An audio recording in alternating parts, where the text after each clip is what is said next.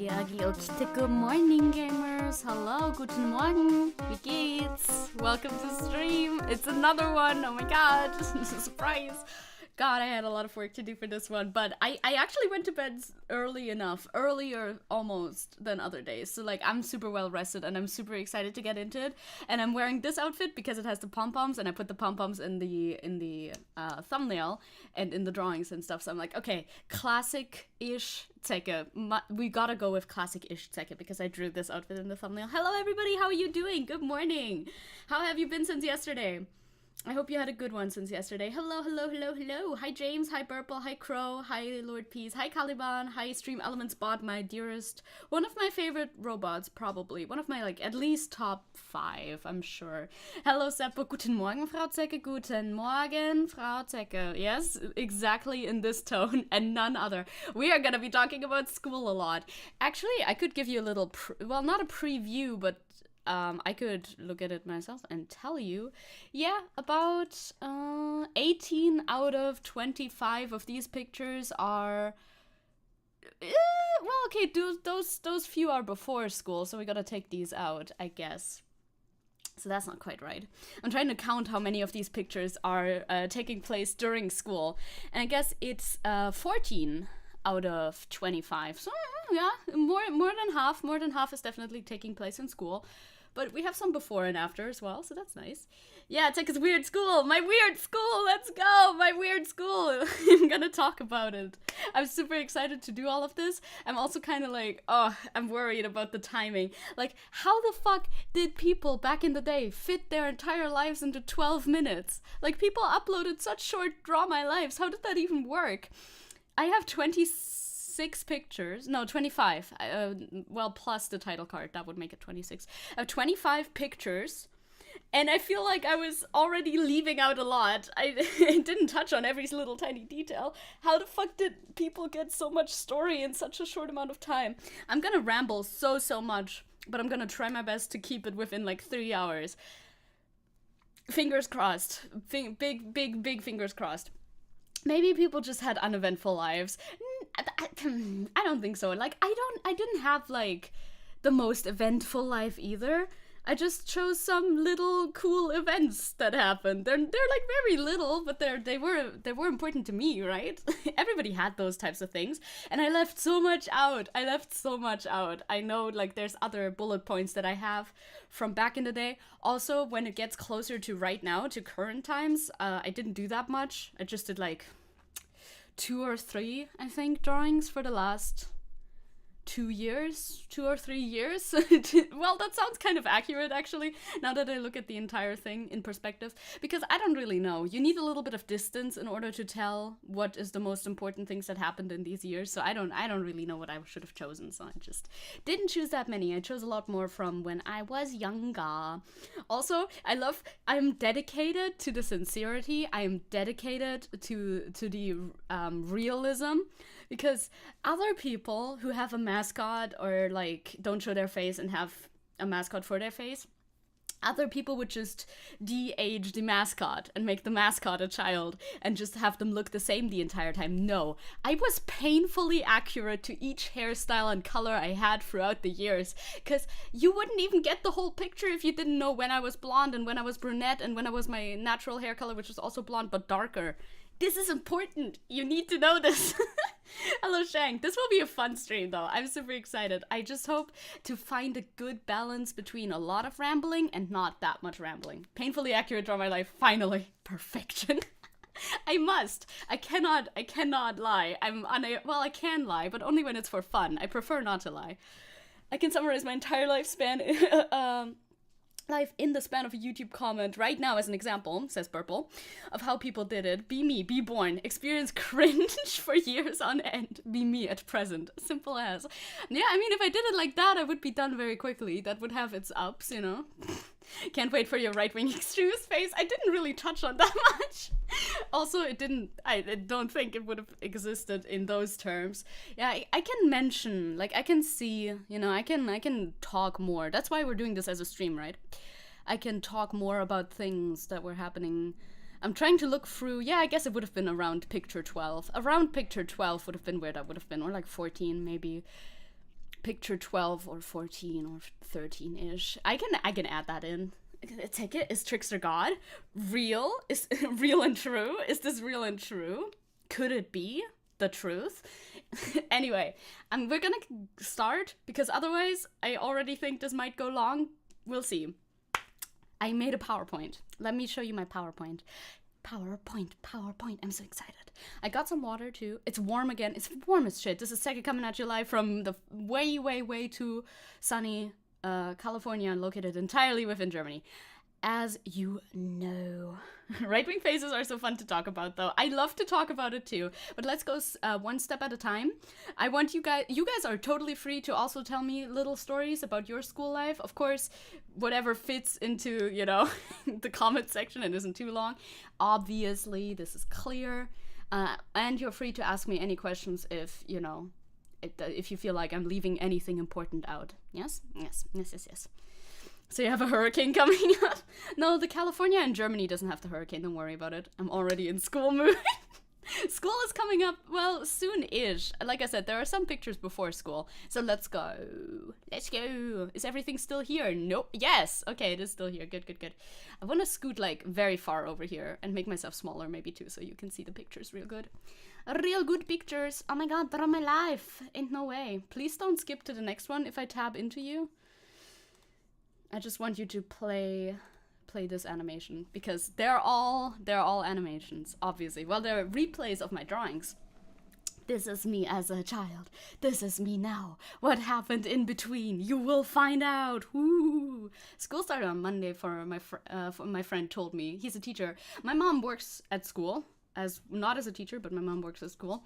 Our school started on Thursday last week because we're special.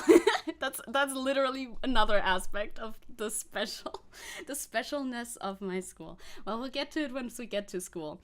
This is me, by the way. Very important. Oh yeah, I can't actually. Wait. I'm already messing up. I can't pause with spacebar, even though I want to. This rock is the volcanic rocks that I used to collect in kindergarten. I didn't make a slide about this, but I wanted to put it somewhere. This is one of the volcanic rocks. I have a lot of them still because they're locally available. Your hair color change kind of resembles me of a Pokemon evolution. I don't know why. My hair color will change a lot. Looking back on this, I'm like, I should dye my hair again. It's too fun. Okay, let's move on to I was born. I'll let them play once, and then they loop, right? I'll let them play once, and you can figure out what the fuck I mean by that. Why the fuck did she draw scissors on that? I mean, maybe you can imagine. I thought it was a coal with which you colored your hair. Oh my god, that's kind of smart. That's kind of big brain right there. So I was born, because all draw my life start with I was born. I was born on August 21st, so yesterday, 1999. God, I love that year. That's such a cool year to be born in, though, isn't it? Wow. Cesarean. Yes, I was a C-section. And you need to know that. Correct. Very good. Newborn Zecke used scissors as a weapon of choice. Also, let me know. Do you like it when it just constantly loops? I like it when it loops. I don't know if that's too big. It's very big on my screen. I can also pause it if you want.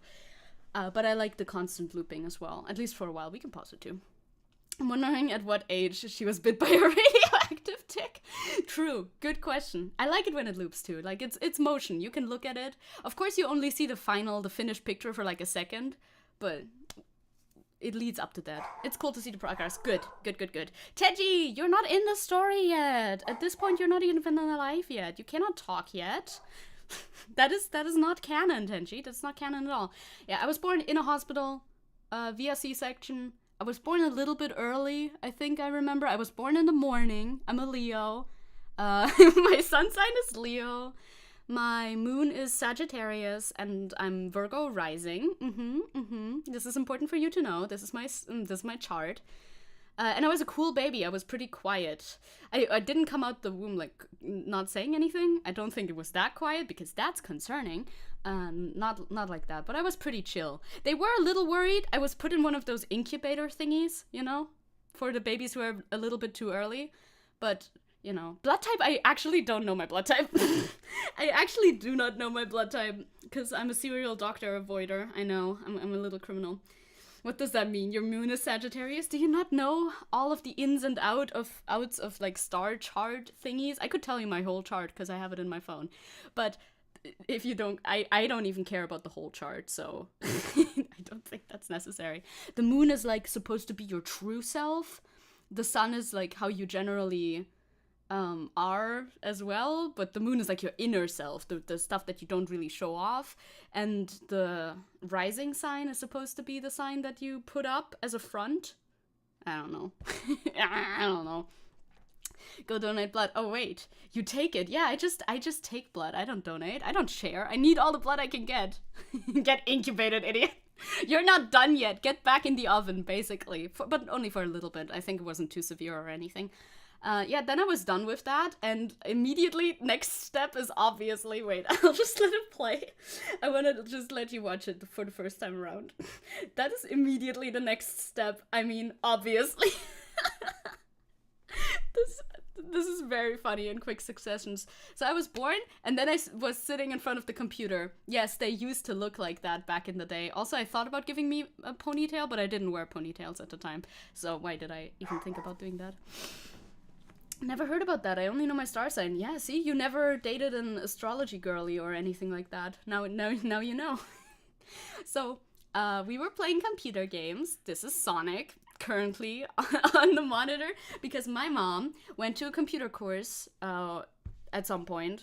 I don't remember exactly when, before I was born, and figured out how to be good at computers and was able to crack video games for us. We did not purchase a single video game. We did not own a single video game console, only computer, and all the illegal games. I mean, totally legal games that you could possibly wish for. So there was Sonic games, we had some Mario games, we had some miscellaneous games, we had like Jazz Jackrabbit, I remember, we had weird puzzle games. We had Enigma, one of them was called. Very fun times. And of course, I was on the computer. I was gaming. I was born to be a gamer. I mean, can't you tell? Can't you tell from my current gaming performances that I was obviously born to be a gamer? I hope you can. That's a way that I spend my time a lot. This drink, by the way, is supposed to be Fanta, because Fanta was a major drink in my childhood. I hope we can all agree that Fanta was the best. Hello, Gamertick. Hello, Nessie. Welcome. Look, truly born to game.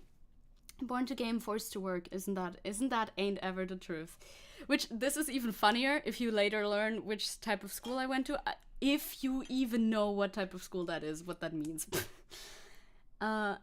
Yes. Didn't go onto the internet, though.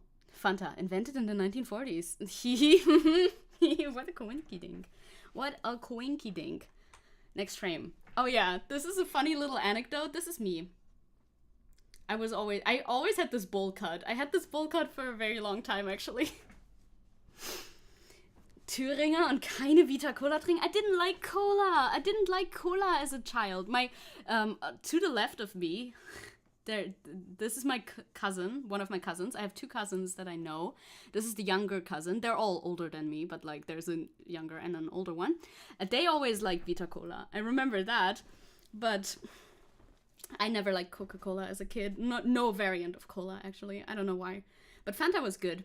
So this was Christmas, obviously. Around the time of Christmas, I drew a picture for my grandma.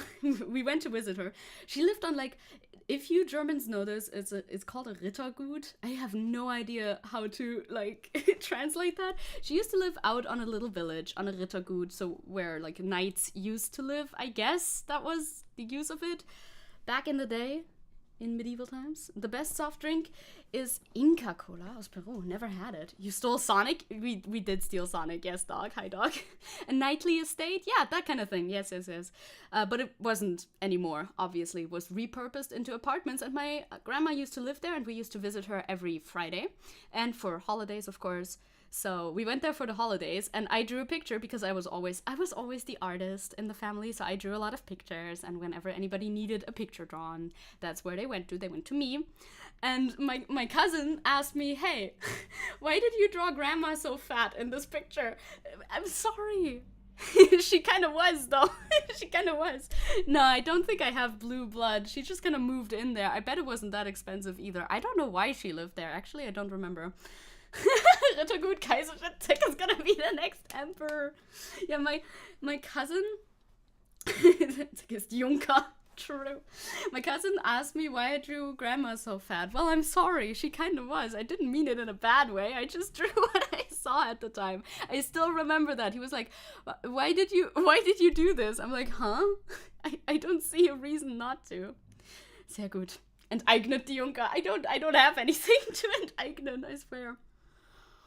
But it was always a nice time going to visit grandma. At this point, I don't remember. At this point, did she still have her dog at the Rittergut? I don't think the dog was there anymore. She had a dog that we used to dog sit sometimes, obviously before we had Tenchi. Tenchi's not that old. He would be dead if he was alive at that point, probably. Yeah, we used to dog sit the dog sometimes. The dog was called Wusel. Very cute name. Very German name, because that's like a German word, obviously. Surprise, shocker.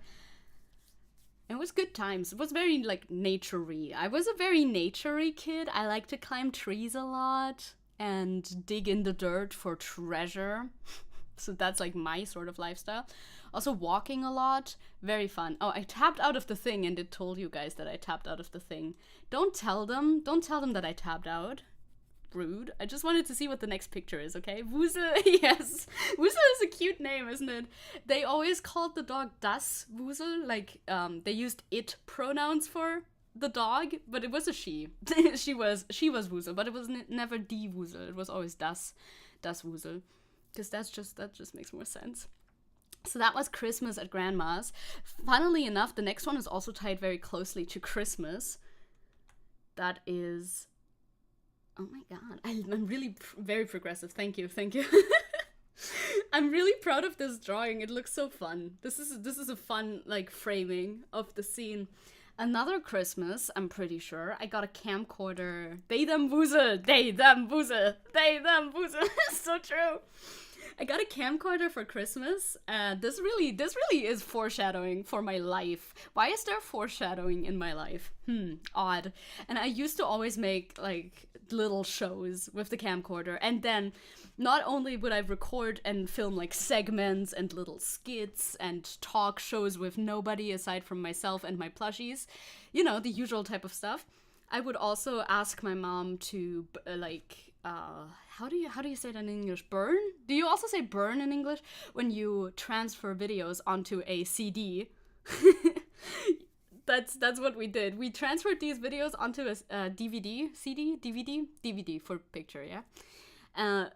On the computer. During this process, I remember you were not allowed to jump in the apartment because that would mess up the process that was happening in the computer, because what if the computer was shaking? So I was always... This took like an hour or two, right? Because old computers. So I was always very still, and I didn't move a muscle, basically, as much as I could, and just snuck around the place to make sure that the thing didn't fail. Show us, otherwise we won't believe you. I found some of them. I don't know if I can show you that sort of content. No, I'm sure it's funny. I haven't looked back in it in a long time, but I don't own a DVD player right now. It's nostalgia time, Cloud. It's big nostalgia time. Like, I was making shows and everything. I would love to show you maybe some, like, assorted clips. We did find them recently. I don't know where they're at currently, though. Somewhere in my room. But I have to, like, buy a DVD player or something, because we don't have one at the moment, so it's not too easy to get access of that. But they still exist. Zecke Geschichten, true, so true. So I filmed stuff like that. I filmed my bunny. You can see in the background, there's, like, a bunny cage. You can't really see it, but there is a bunny cage. This is a TV. It's, like, on a little, like, thing. I remember the layout. I remember everything. Burning DVDs, yeah, crazy times, so true. I also had one, and I titled them all myself, and I couldn't really spell much yet, because I wasn't in school yet, so they were very badly written. Of course, I learned how to write a little bit before school, because I just kind of wanted to, and asked my mom to teach me, I'm pretty sure, so I learned a little bit, but I remember one was called Tanzen und Singen, because that's a lot of what I did on these, and I wrote Tanzen with a S instead of a Z. So it's Tanzen. Tanzen und Singen. Woo! Crazy times. Hi, Siska! Hello! I'm so proud of these. How is the lore? The lore is loring. This fucking camcorder I used for everything. I filmed our trips, I made vlogs when I was like 5 or 6 years old, legitimately. And then I also used this camcorder in order to make Littlest Pet Shop videos. This is not in the story, so I should probably mention it right now. I made Littlest Pet Shops videos and uploaded them to YouTube. And I filmed these with this camcorder as well. You're reading a webtoon, welcome! No, see? No worries about that. There's not gonna be much romance in this story at all. Only like one brief mention, I think. So look forward to that. This was a good time. I also pretended to be a dog a lot around this time. This is also not explicitly mentioned anywhere here, but around this time I pretended to be a dog a lot and sometimes would also film that. That's really weird, but you know, kids are kids. Kids do weird stuff. Like running around and barking and being a real dog, such a real dog. She got that dog in her is something you could say, but shouldn't, but definitely should not say. I also took this on like any fucking trip that we took. We took a trip to Leipzig, I remember, and I made a weird vlog out of it, but that was later. I had this camcorder for a good while and used it a lot, so there's that.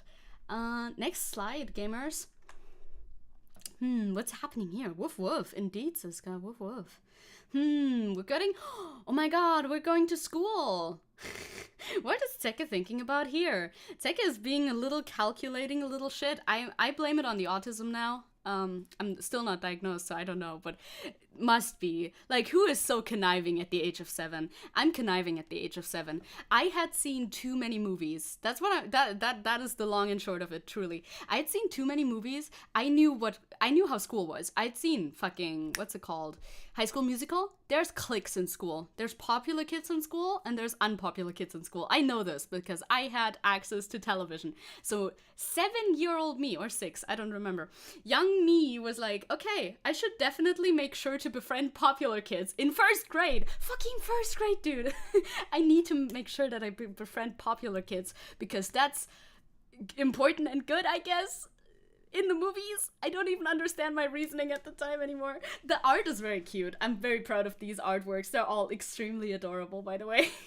So, I mean, I liked all the kids pretty equally anyway. It's not like I chose somebody who was a bitch to hang out with. I wouldn't have done that, I think. But I did make sure that I befriend a popular child. Literally, we went to a playground as a 1st grade.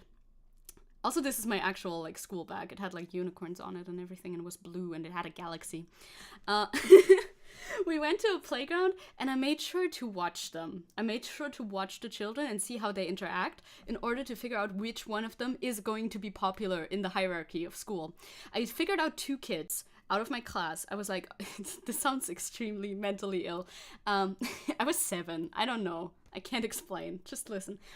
I found out 2 kids where I was like, yeah, these 2 seem like leadership types. These 2 will be popular in the class hierarchy. 2 girls, of course, because, you know, girls and boys don't mix at this age, obviously. I know, right? And I chose out of the 2 the one that I liked better. And I'm not gonna say that I'm a genius or anything. I am going to say this.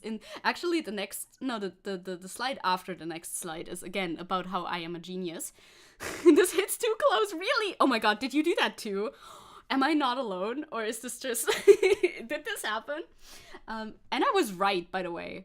Like, I'm right. I was right about it. Those 2 girls became leaders of their individual, like, popular cliques, basically, in class. Kinda. Handshake emoji. Feel your hand being shook. I did this too. I don't know, maybe it's more normal than I think then, because I think this is really weird behavior, but maybe more people try to do this. Either way, I was correct. I figured it out correctly on the first day of school where we went to a playground and I observed the children around there. But she was a great friend to me, so I'm not gonna complain. We're gonna see her. We're actually gonna see her on slide 8. We're on slide 5 right now. So that's that. I'm gonna tell you about how school worked at some point, because it's gonna come up. But I'm not gonna mention it until then, I think, so we can, like, split it up a little bit. School was fine. In 1st grade, I mean, I could go a bit further right now, too. Guess who's here? It's you! It's Panda! Hello! We went on to playgrounds a lot. In first grade, it was mostly going out into the woods, going to playgrounds, running around our classroom. We had this game where we pushed all the tables together and we had to run on top of the tables. That's something we did in class in first grade, at least, I remember. Well, running on top of the tables does sound extremely dangerous. I'm sure they made some sort of safety preparations or something. I don't know. Gotta go home now. See you soon. See you soon, Caliban. I'll be here talking about anecdotes and such. It was fun. It was a good time. We were in the woods a lot. We didn't really do a lot of actual learning in first grade. We did a little bit of, listening to Russian, listening to English, that sort of vibe. Storytelling was real big. We had a lot of play sessions mainly, though, I think, in first grade. It was a very, naturalistic approach, maybe? I don't know. Aiden says he identified people like that, but didn't really affect who I wanted to talk to. Yeah, the popular kids were pretty extroverted. And out there, so I definitely interacted a lot. Plus small school. Yeah, our school was also pretty small. Hello, Spike, salut. I mean, true, that's something I haven't even mentioned yet. God, we're on this slide for forever. Our school was just founded when I started going to it.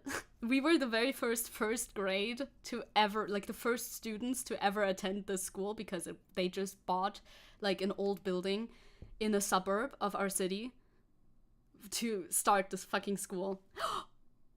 You can see. Oh, okay, I was like, whoa. Whoa, did we go to the same school? But no, you're from Bavaria. Oh, you went to nudist beaches with school. We never went to a nudist beach with school. I think I went with my mom at some point. But I don't remember that. That was too long ago. Yeah, we have nudist beaches here too, though. East Germany does nudist beaches still. We constructed a Scheiterhaufen out of tables and chairs. We had I think it was called Schuttberg. Yeah, we called it Schuttberg or something like that. Because our school was freshly built, right? I'll go on. Now I'll stay on this one. I'll stay on this slide. Our school was purchased by the people who wanted to start the school for €1 from the city because the building was costing the city more to keep up than to sell it. So the buying process was basically free. They bought it for €1 and then they had to renovate it for more than $1 million. So that's how that goes sometimes. They knew that, though. Obviously they knew that. So there was a giant hill made out of literal concrete slabs that were broken. We were obviously not supposed to go on that, but it was on the schoolyard. The hill with the broken concrete was on the schoolyard, so obviously we went on that. Schutterhaufen, whatever, garbage hill. We went onto the building garbage hill many times. I scraped my knee many times. Oh, you constructed it in the middle of a classroom. Was that did your teacher say you should do that, or did you just do that for funsies? What the hell? You unruly children. That sounds good. I hope you didn't light it on fire, though. I hope you did not light it on fire. So yeah, we played on this fucking the most treacherous of fucking hills. Hi, John.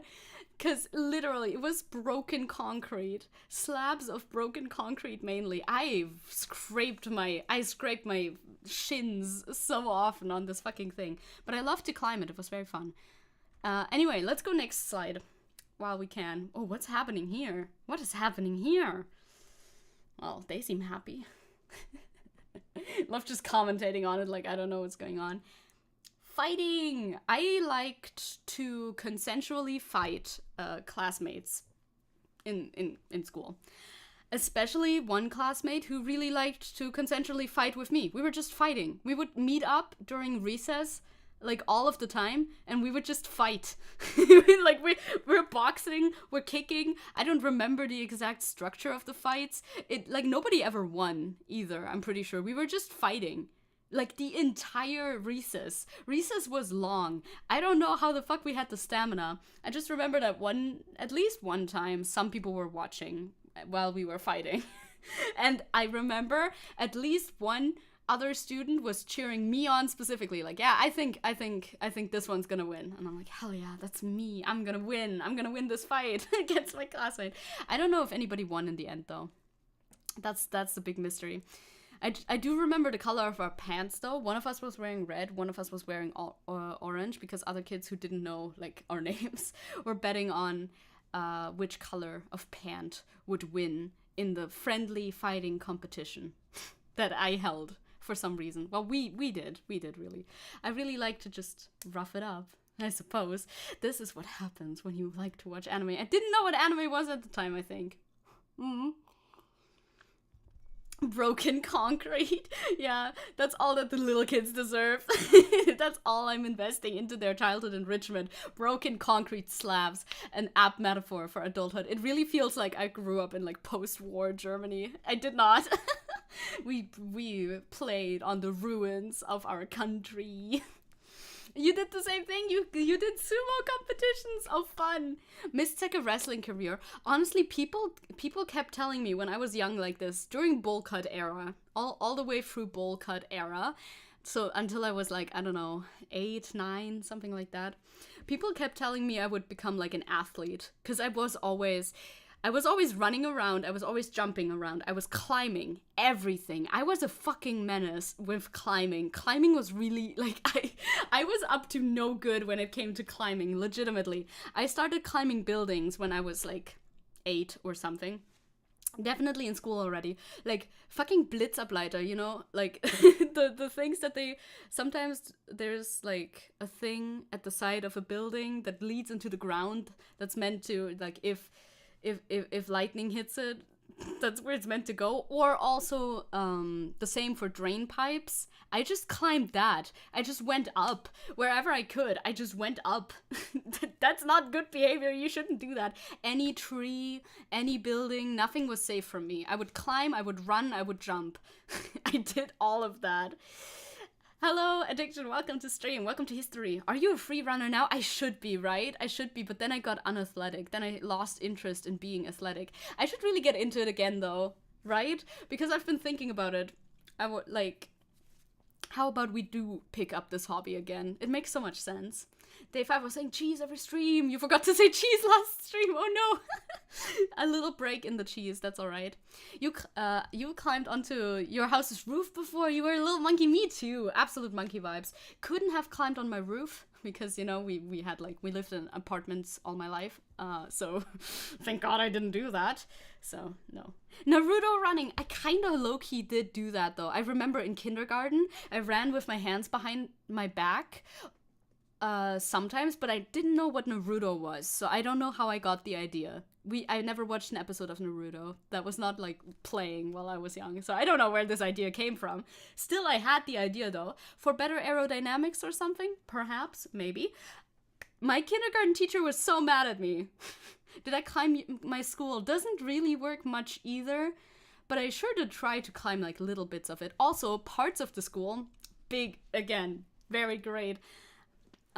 Parts of the school were still under construction, and it was like Plattenbau, you know, like Soviet construction, so it's like concrete slabs on concrete slabs, and they were deteriorating because it was old, and they were renovating it. So parts of the school were off limit. You couldn't go there because there was literal holes in the floor.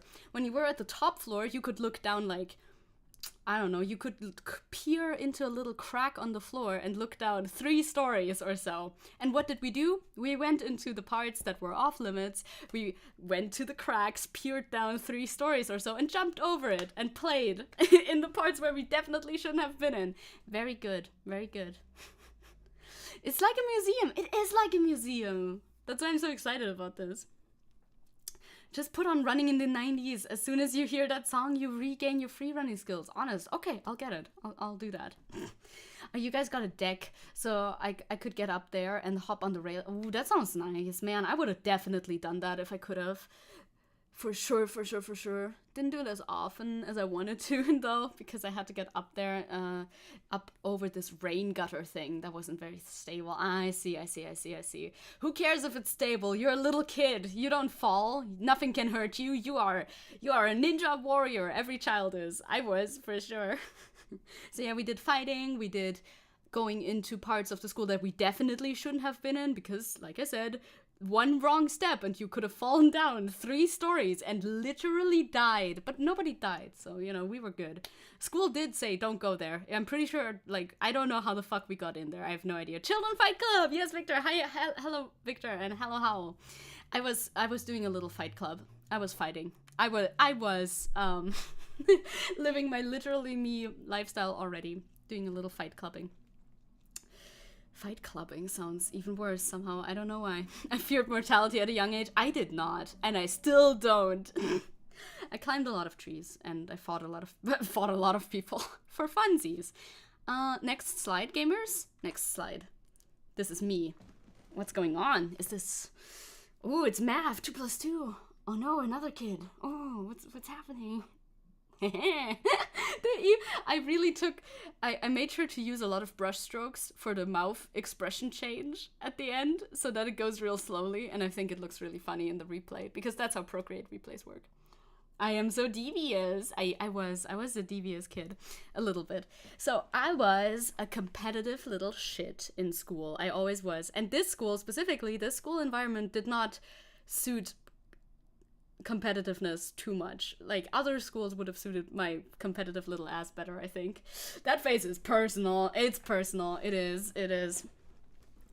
I was always the best at math back in, like, I don't know, 1st, 2nd grade, whatever. When we did math, probably 2nd grade then. I don't remember the details. I just remember anecdotes, not when exactly they happened.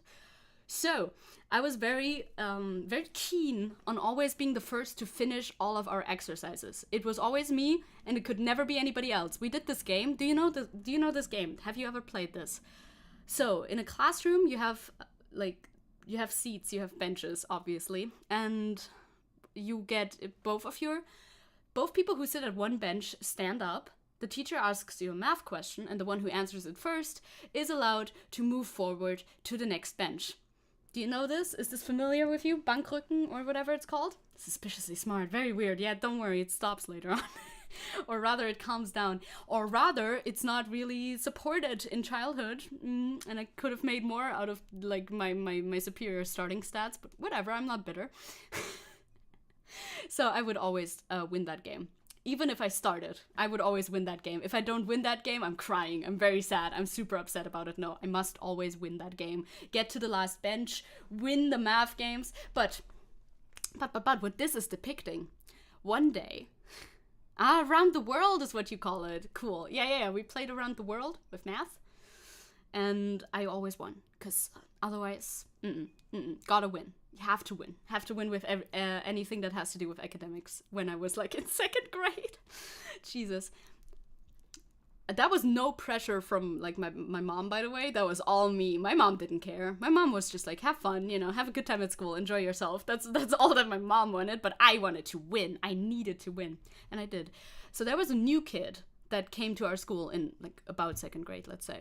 And he was from a different school, right? So maybe it was 3rd grade. I don't remember anything. I'm bad at remembering when what happened. He came in and he had some superior math skills a little bit than most other people in class. So he was a competition. I remember that immediately. He was there. He was pretty fast with completing the worksheet. I'm like, fuck. Well, I didn't curse at the time, but I sure curse now. So I'm like, fuck, I gotta be better than this guy. And guess what? I was better than this guy. I paid extra attention. I made sure to go extra fast. And I was indeed better. She wasn't like, destroy those kids. Well, no, she was not. My mom was very peaceful. And very supportive, honestly. It's like, you do you know? But whatever's fun for you. Don't remember verbatim, obviously. It's been a while ago. This was like grade 2 or 3, I think. Zecke's like, finally, a worthy opponent. Our battle will be legendary. Truly, that is what I felt like. And it was. And I won. At least that's all that I remember. I always, like... And then, of course, because once you're done with all of your assigned math, you get more math. More difficult tasks that you can do. And I was also quicker at finishing the more difficult tasks afterwards because he got them as well, right?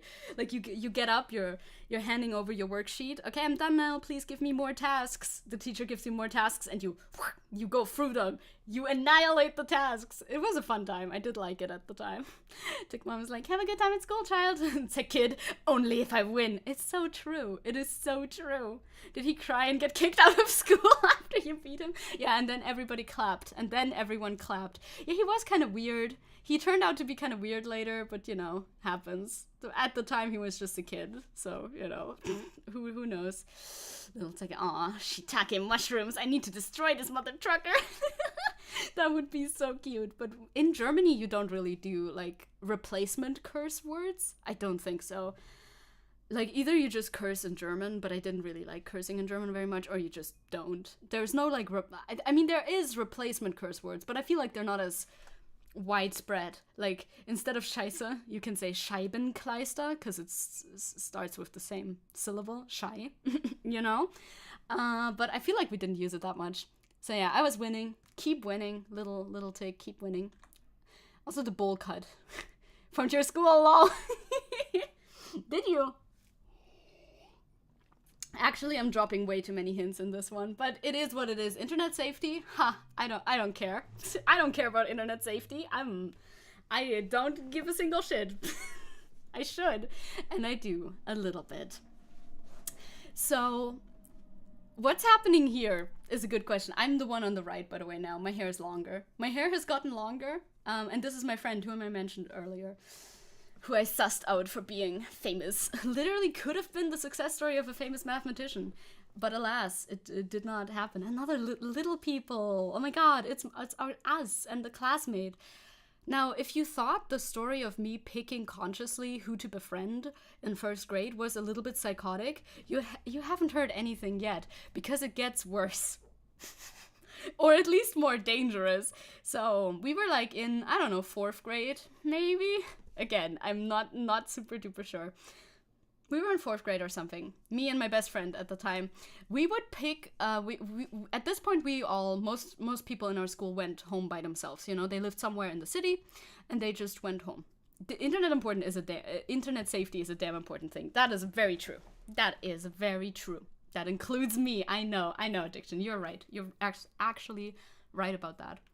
So, now this is real life safety. You don't do this. Don't ever do this. Don't let your kids do this, especially not nowadays. So, everybody went home by themselves, right? At this point, we were in 4th grade or something. It's fine. It's a city. It was 2004 or 2003 or something like that.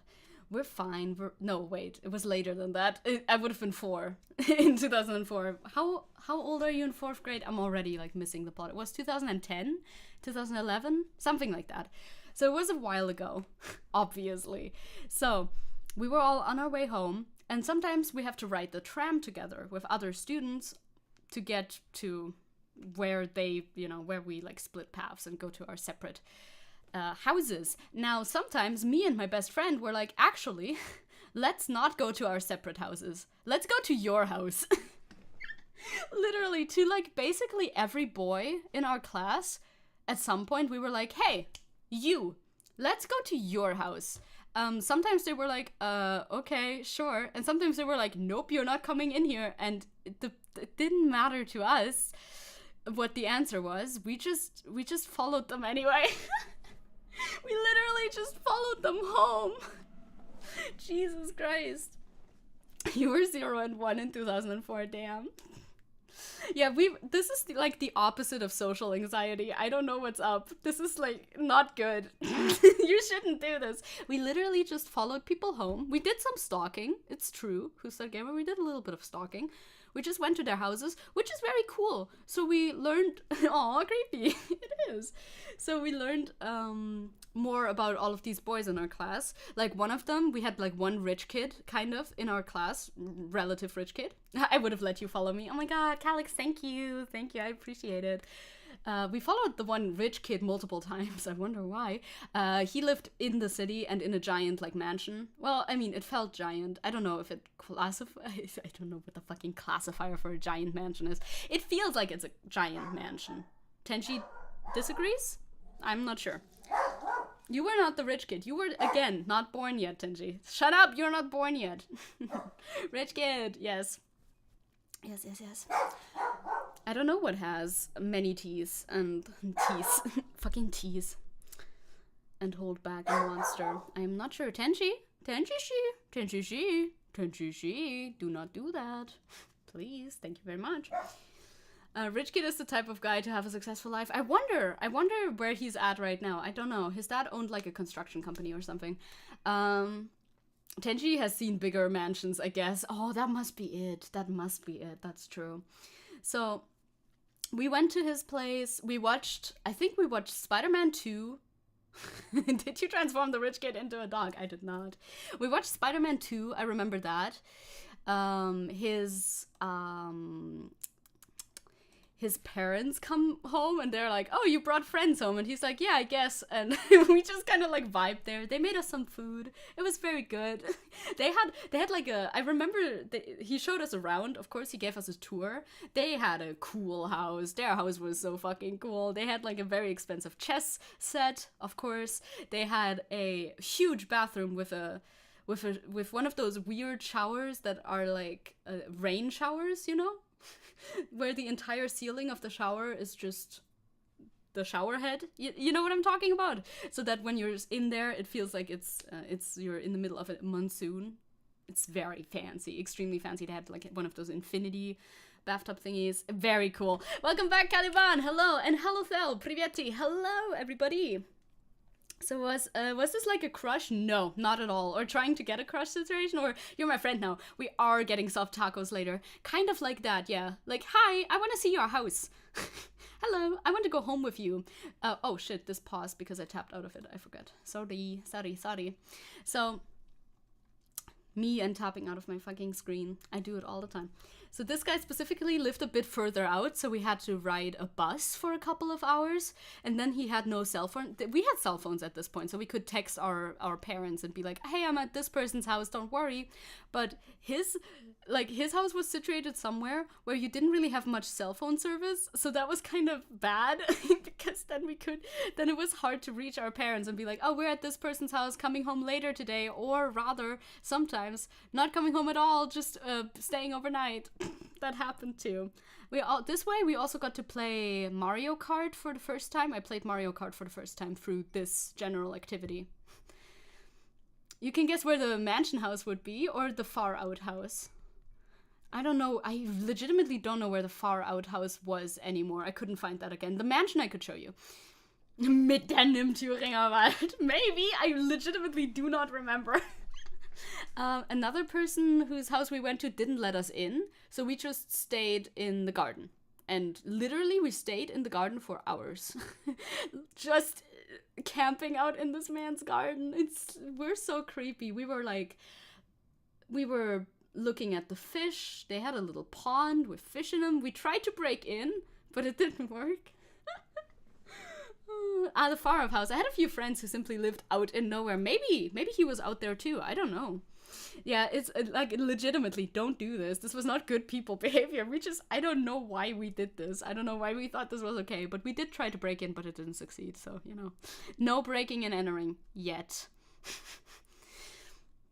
I did and still do really like exploring people's houses. Same. I like seeing how everything is laid out and like seeing where people put things. I love that too. Like, that's also why I like those house hunting, apartment hunting shows. I like to imagine a layout as well. If you see an empty apartment, I really like to imagine how I would live in there if I did. So that was really fun. That was a fun time. I mean, it was really fun. And they were all our classmates. So I guess it's not the most dangerous thing to do, right? They were all our classmates. What's the worst thing that could have happened? But it was really mean to them because they had no choice in the matter. We just decided that we would be coming with them. So in that aspect, don't do it. Also for your own personal safety, maybe don't do it. Anyway, next. Let's see what's happening in this one. Oh no. Who's that? How could this be? You've been chosen today. We shall eat your food and play with your toys until we feel satisfied. Literally, though. It's literally true. Like, show us all your toys. Show us this and that. Give. Here. Don't underestimate the top 5 gangs in Germany. Am I one of them? I think I should be. I should be the leader of one of them. So yeah, this was me with another friend. I went to her house a couple of times. The funniest, the one thing I remember about going to her house was she had this game that her parents got her for her DS, you know? And it was all in English. This is the creepypasta phase, yeah. We I'll get to that in a second. She had this game, it was a Hannah Montana game, and it was all in English, and her parents got her this so that she could learn English, right? But she didn't understand anything. So I was just translating the entire game to her while I was over at her house. Happens. This is when Zecke faced off against Slenderman. Yes, true. We were in the woods that were like right behind her house, and we were running around, and we believed at the time that Slenderman could only be seen through phone cameras. So we were like walking around with our phones that we had at the time, just like scanning the woods, and then at some point we were like, oh my god, he's here, and then we just ran the rest of the way out of the woods. It was so good. It was so fucking funny. There was a long phase of believing very truly and for real that Slenderman existed. But no, I did not know we only knew about, actually this is not my creepypasta phase, because I only knew about Slenderman. That was the only one I knew at the time. I thought Slenderman was legitimately real, like legit. I did think that. We found documentaries on YouTube, and of course they were in English. I translated them for everybody else because I knew English. Obviously, as per usual. So we had like sleepovers at each other's places where we would watch Slenderman documentaries, and I would translate them for the group. So we believed that Slenderman was real, but I did not know about any other creepypasta characters. So anything like the mansion or whatever, that wasn't canon. That was not canon. Slenderman was a real creature thing that originated in Germany as der Großmann in our mind, you know? Overreacting. It was a big overreaction, yes. It was, definitely. But it was very funny. Definitely looking back. I don't know how actually scared we were or not, but either way, it was very fun looking back on it. You just have fun as a kid running around in the forest and believing you're being stalked by Slenderman. I mean, what else are you gonna do if not that?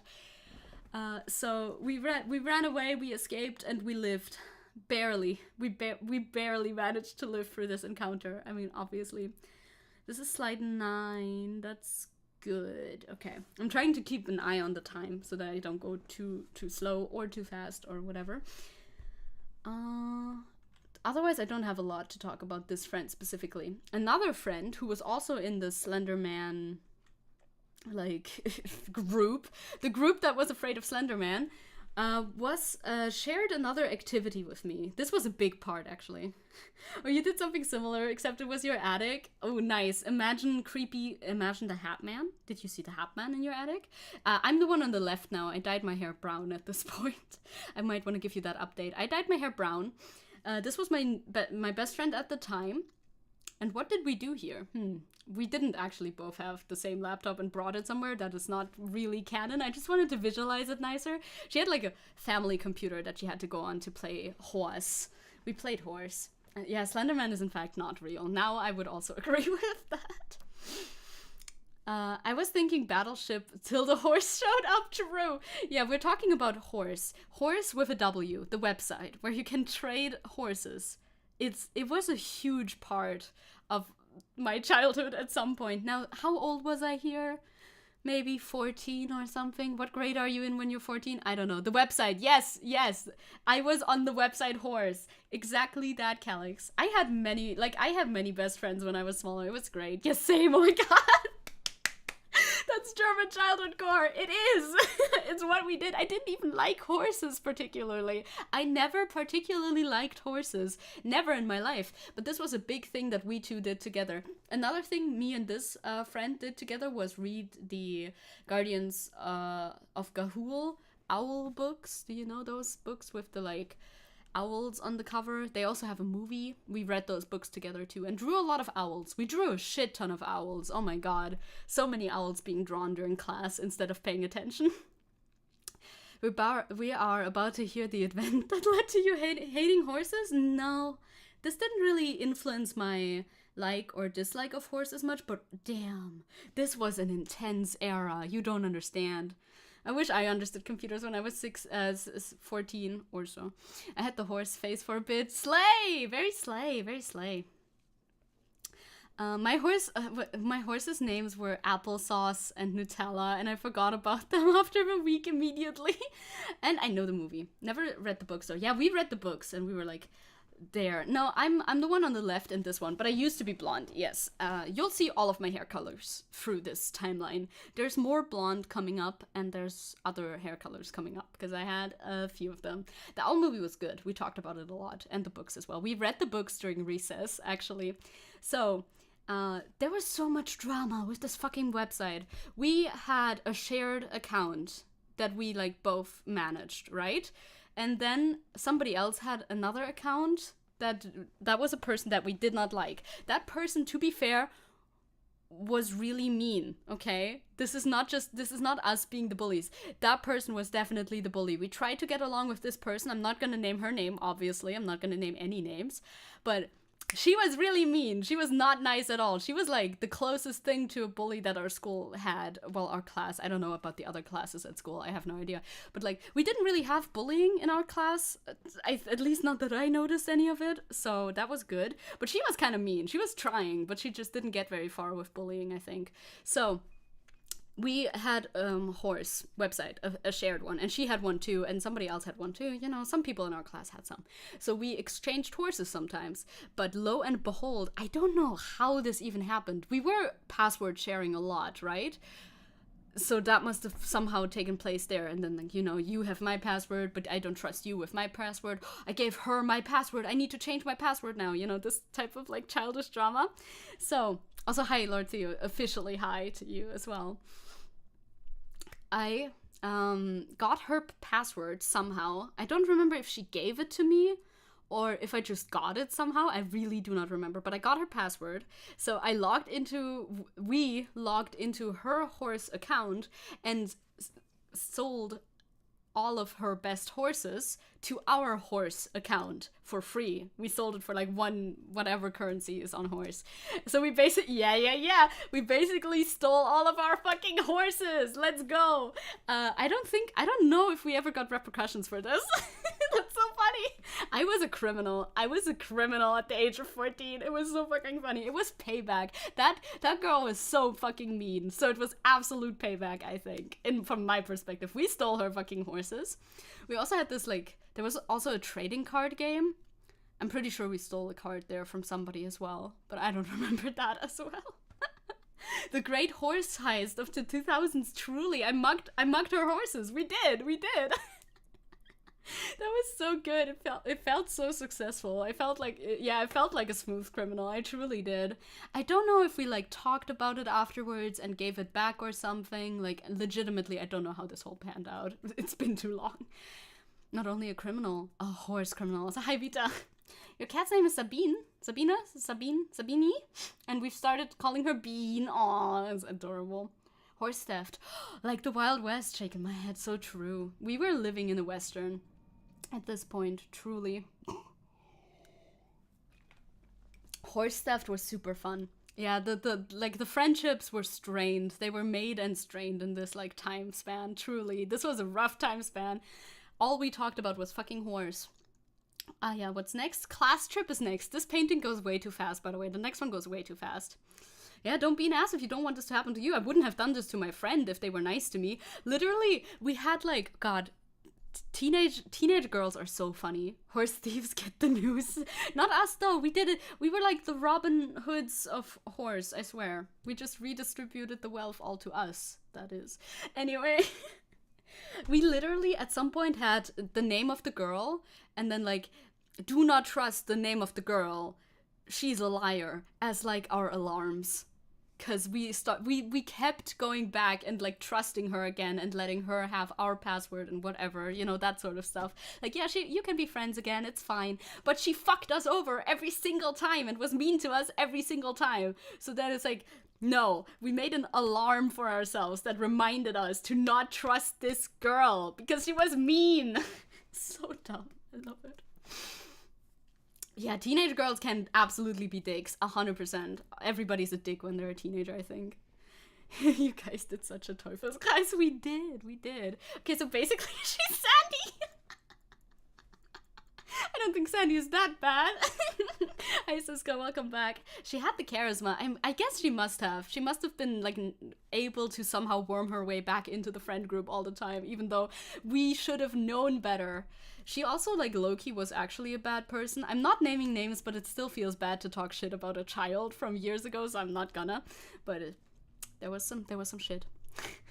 Sandy would not steal horses. Shaking my head, and well, now, please believe her. See, that's what was happening in my head, but shouldn't have. Next image. This one, like, the sketch is long and nice, but then the colors go bloop, because I color too quickly. So maybe I'll just keep it rolling. Maybe I'll pause it at some point. We had a class trip. I mean, we had class trips before that, but this one is like the first more memorable one that I wanted to put in here because, oh my god, I discovered that I absolutely hate camping. God, why do people make people camp? Why do we have to go camping? I don't like it. I don't like going camping. We went to Miro. For all the Germans, do you know what that is? That's like a lot of lakes. Miro, spelled with a W at the end. Class trip. Yay! Yeah, right? I was like, fucking nature. I was not a fan of this. This was not alright. Also, you hate camping, same. Yeah, camping is... No, I did not like this camping at all. I didn't like camping. Caliban, yeah, you strike me as somebody who would like camping. Also, happy birthday, by the way. It's your birthday today, right? MacPom? I don't remember. Probably? Miro. Let me Google this. Let me give this a little Google-arino. I don't know how long we traveled, but god, I hated it. I was more of a girly girl at this point. You could see when I was younger. Yeah, it's MacPom. Yes. Correct. Nice bathing suit, though. Yeah, everybody complimented me on that bathing suit. Everybody loved that bathing suit so much, and I was like, I got it online. And they're like, whoa, you got it online.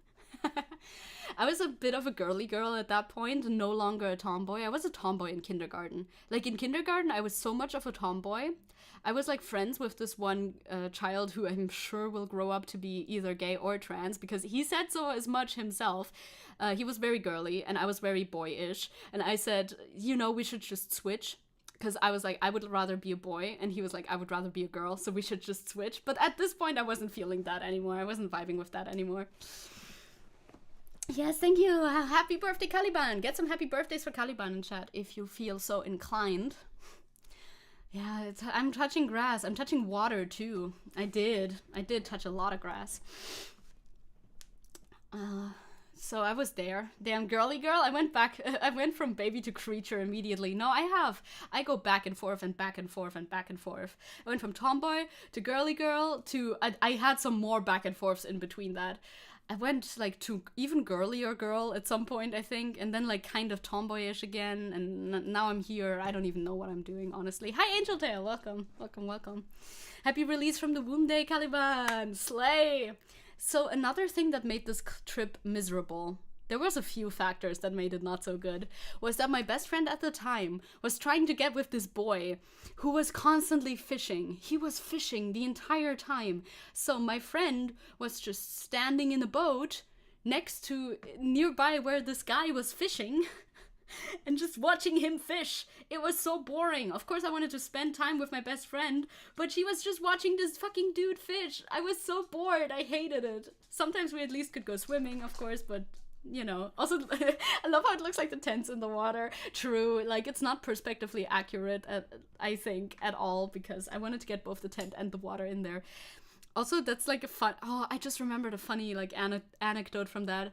I remember she was, like, standing there, just watching him, talking to him a little bit, too, and he was like, hey, Zecke's best friend. I'm, again, not gonna name names, of course. Do you want to know something? And she was like, yeah, because of course she was into him, she had a crush, and he was like, I pissed in that boat, the fucking boat that she was standing in. It was a memorable moment. She wasn't too happy about it. What guy? Oh no, what guy? The one guy who has a birthday, of course. And now I'm here, a tick goddess. It happens all the time, right, Victor? So that was funny. That was kind of funny. Also, another thing I didn't like was the boat. The boat action. Yeah, I know, right, Kelly?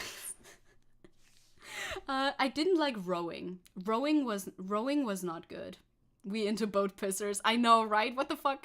What the fuck?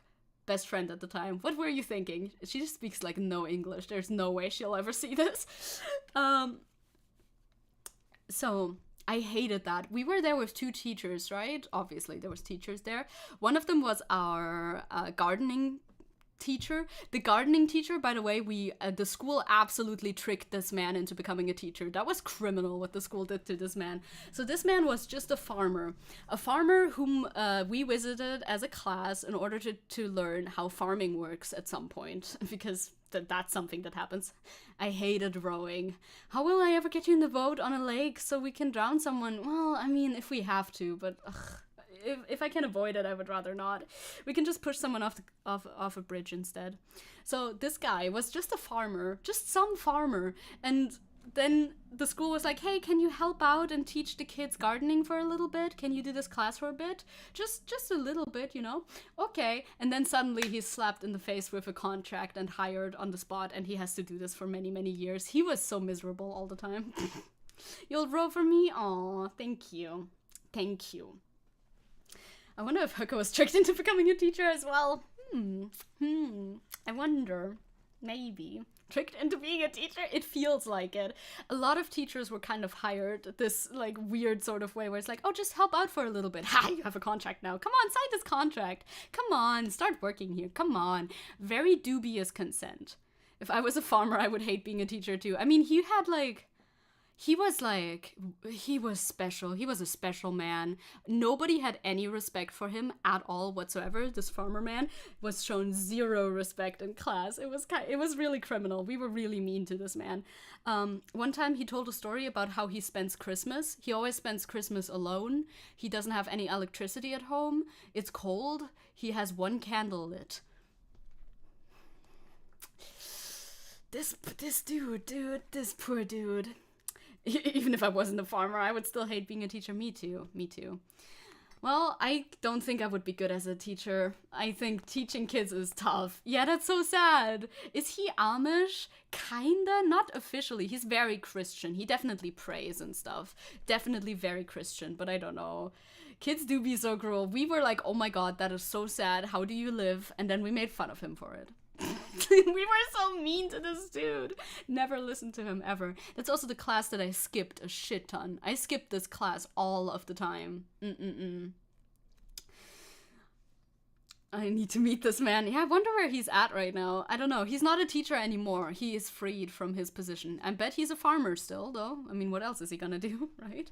That guy sounded very, like, I don't know. He said it wasn't miserable because he was, like, connected to Christ and stuff like that. But I don't know. To me, it sounded pretty miserable. He was also tall as shit. He was like 2 meters tall. Again, one of the fucking tall teachers. I'm gonna show you a tall teacher in a couple of slides again as well. So let's move on forward a little bit. I think I'm gonna go onto a long tangent about our school in like 2 or 3 tiles. So we'll get that, but with a different background. Maybe he's in a forest somewhere deep in Germany living his life. Honestly, it's possible. It's legitimately possible. He lives off the grid. Good luck hunting him down, Calix. I believe in you. Sometimes I remember stuff I did as a kid and hate myself for it or feel extreme embarrassment. I understand that. I'm fine with it. It's like, wow, okay, that was something, but the past is in the past, you know? I'm fine. Moving on. Oh my god. What that Zecke doing? Oh my god. So... This one is so nicely shaded. So at this point in my life, I was 14-ish, 15-ish. I got into anime. Woo! He's going anarcho-primitivism, maybe. Maybe that's his vibe. Yeah, but very Christian too. No sleep. Lots of anime. You see it on the wall. There's like a wall scroll over here. At least that's the intention. the XQC pose. I mean, I do sit like that very often still to this day. It's my anime face. It's my God, I was so insufferable during this time. When I was like 15-ish. I got into anime. Oh no. You can see I literally became Futaba from fucking Persona 5. Legitimately. My room was a mess. I was inside. I was a gremlin. I was sitting like L. True, I was into Death Note as well. I always wore my hair in pigtails. You know, the typical anime, the kind of typical anime stuff. Had my hair dyed brown at some point. You know, the usual. Good that we didn't know each other back then, Jesus, right? I know. I agree. Because we were both insufferable. So I thought I was the absolute shit at this point in my life too. Like, it was not just anime. I watched anime and I watched Sherlock. The BBC's Sherlock was also a big phase back then. Followed by Hannibal, you know, that sort of stuff. That was this kind of era. And holy shit, I thought I was literally sent from heavens above to earth. Like the smartest person on the planet. I thought I was so much better than everybody else. Because I stayed up at night until 4 a.m. Googling Wikipedia articles about whatever the fuck. I was unhinged. I too thought I was like Sherlock Holmes. Legitimately, that was literally me. I was like, yeah, I'm just like him. I too am a sociopath. That was this era. God, it's so funny. Yeah, the Benedict Cumberbatch. Yeah, that one. Ah, yes, this face. I'm glad I'm not alone in this. Chunibyo Grind said, truly, I was vibing with the Chuni aspects when I was in school, which, you know, I did go to. I was like, yeah, I'm so cool. I'm so anime pilled, whatever. I would do anime poses in class. It was a lot. God, I was a lot at the time. I don't know how I still had friends at the time. Have fun at work as much as possible, White Wolf. See you around. Emo, misunderstood, Tensai. True! Anime girl arc. So true. Literally, I think my username somewhere was Tensai Tante, which means genius detective, I think, in Japanese. I was learning Japanese. I was looking into Chinese. I was learning my languages. I was a super genius, anime-pilled, cute girl. Oh, Jesus Christ. I thought I was Shiro from No Game, No Life. Literally me. For real, for real. I was Sherlock Holmes. It's intense era. Zecke's Genie phase, Pog. It is it's something. Chinese Zecke when? I mean, if I ever picked it up again, I just wanted to be so smart at the time. Calix did an entire presentation about Sailor Moon and Black Butler in school. Oh my god, and it started a fight with me and my former bestie so hard we stopped being friends. I need to know, like, all of that. Please tell me about all of that, like, when we meet up soon. I need, or in a long voice message, I need to know all about that. That is so fun. That sounds deranged. Yeah, this was still before my Game of Thrones phase, but definitely. I used to be a very outdoorsy child when I was still 7, but now that I was 14 or something, I did not like the outdoors much at all anymore. In all the classes that were like, you have to do stuff with your hands, build a stool or something like that, I was so bad at it, and I took pride in being bad at it. I'm like, no, I'm too smart for this shit. I cannot build a stool. I cannot, I don't know, carve a knife or whatever, because we had woodworking classes, right? I'm like, I'm way too weak and smart to be carving knives in woodworking class or whatever we did in there. Jesus. Good luck on curing your insomnia. I never had insomnia though. Like, if I wanted to sleep, I could. I just decided not to, I guess. Nah. I used to be an outdoorsy child until anime happened, kind of. It really coincided.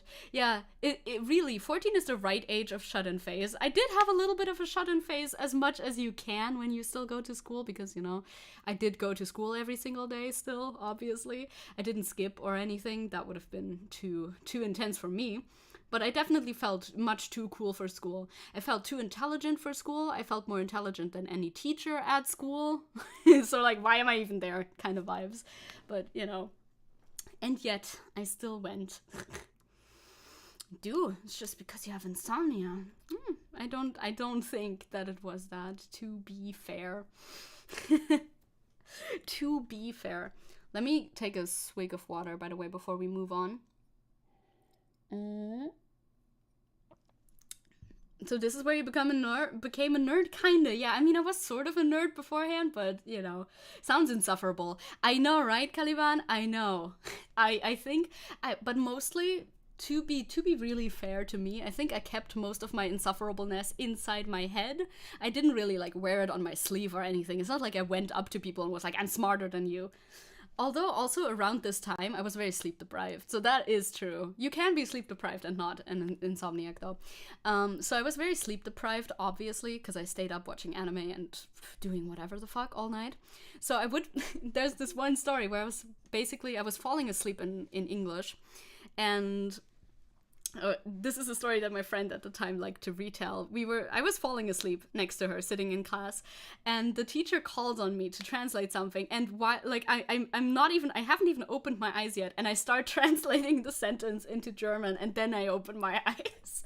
So like, I don't need to be awake for this shit. This shit easy. This shit simple. That type of thing. I like the constant loop. I think it's fun to watch. I had some insomnia. Now I have stopped playing Zelda and go to sleep, you little. Fair, valid, and real. Now, oh god, the next one really is a stark contrast to this one. I will have a lot to talk about on the next slide. Okay, watch this slide.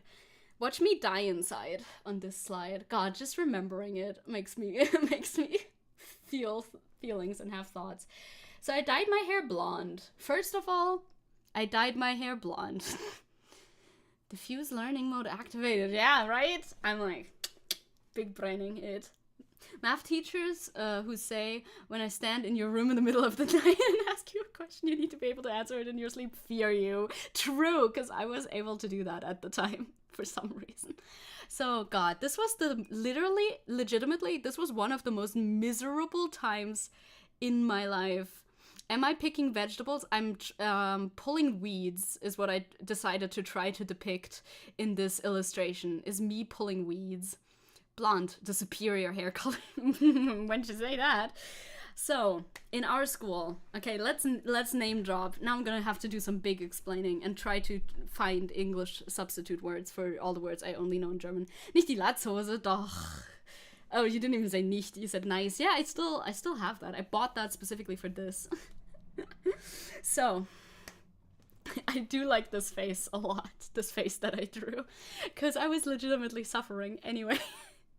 Anyway, so in our school, we are now in, I don't know, 7th grade. I could Google this. I wanted to Google this beforehand, actually, and I forgot. This is the Landwirtschaftspraktikum. Now, how the fuck do you translate such a word into English? Landwirtschaft means... Literally just stop talking. What the fuck? Landwirtschaftspraktikum. Like garden, like farming. Farming, you know? Yeah, allow my occasion. Okay, 9th grade. I was in 9th grade. Farming, agriculture. Agriculture internship. Okay, like internships on farms and shit, yes. We did Landwirtschaftspraktikum. This is my agrarian agriculture internship thing. And every 9th grade at the Waldorfschule, which I attended, now do you know this? Everybody has to sound off. Do you know what a Waldorf school is? You have to write yes or no in chat, because I need to know this. How much do I need to explain about this? Every Waldorf school does this, where in 9th grade, all the students go out and work on a field for 2 hours. Baumschule. But Baumschule is where they grow trees. You don't know, you do know. You don't know, yeah, the Americans wouldn't, although there are Americans. Yeah, I only switched schools once, and it was always Waldorf school. Mm-hmm. Schools for kids from villages in the woods. That's what you believed for the longest time, and I find that very funny. Germans know. Everybody makes fun of your name dancing. It's true. It's true. Fucking Eurythmie. We did do Eurythmie. Eurythmie was fine, but like I don't have any standout stories from doing Eurythmie, to be honest. Unpaid child labor, let's go. Yes, we did do that. We had to pay, I think, even You misheard the name as a kid, and I was so convinced, and you believed it for a long time. And more power to you. So like Waldorf schools are like alternative schools. You go, they're similar in some ways and very different in other ways. For example, you do not have any grades until like grade 10. Like, you don't get graded on your work. You just get, like, you did good, or you did bad, or you could improve this. You know, you don't get, like, an A or whatever until you're in a higher grade. Did you dance your names? I mean, yes, we did also do that. We did also do that in Eurythmie, but that is, like, the most basic shit, okay? That is the most basic shit that we did in there. What else is different? Honestly, it depends very heavily which specific Waldorf school you go to, on how different it is from a regular school, and also how good it is. Ours was pretty good, I think. So the rumors were true. I don't know if I remember. I was gonna say I can probably still do it. I can still dance my like legal name. I remember that because you can do the letters with your arms basically. But it's much more than that, actually. But way too complicated. If I was to explain the entire school system, that would be its own stream. I just want to give you like a little bit of like basics about it. You did good, you can improve, you did bad, what's wrong with you, the usual. I think there are some aspects from Calix, are you okay? Are you having a stroke? Your phone wasn't letting me type. No, your phone's not allowing it. This stream shall be like 3 hours, so I'm not gonna explain to you the entire Waldorf school system. All I want to say is that our school was pretty good. I had a good time. They weren't like super cultish. I think other Waldorf schools are kind of cultish, but ours didn't really like front load the cultish stuff. There are cultish aspects to Waldorf schools, but like usually it's not that bad, to be honest. I could explain to you Eurythmie. Maybe I'll make a separate stream at some point one day explaining to you what the fuck a Waldorf school is like and why it's good and why it's bad. I did talk a bit about it in the Building My School Sims stream. I did. So like generally the idea is to put the child as a person first.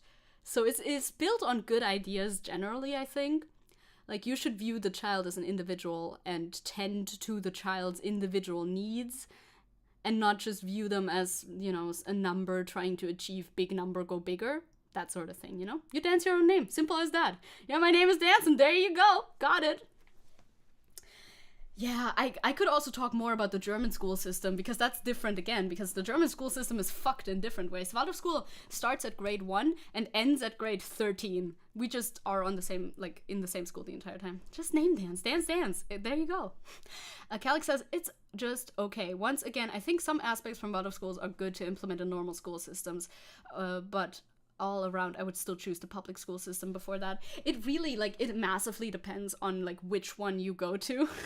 Because I think the teachers that make up your school, especially in a independent school like that isn't, like, a state school, it really depends what type of messages they convey in class, right? Yeah. 13 grades? Yeah, we get one extra. We get one extra year for some reason. I really don't really know why. I guess because we're supposed, like, the school wants to take it slower, maybe? That's why? I'm not so sure. Not so sure. We don't do a lot in first grade, like I said. Base 13 grades, enjoyer. Like I said, I had a pretty good time in school for the most part. Soon I'm gonna get to a slide where I'm gonna explain some more troubles, but that wasn't Waldorf school specific. That was just my school specific. So and also at the Waldorf school you can get any what do you call it? Degree? Would you call it a degree? No. There's different levels of I have completed school over here in Germany. You can complete school with an Abitur or a Realschulabschluss or a Hauptschulabschluss. I don't know how the fuck to translate that, to be honest.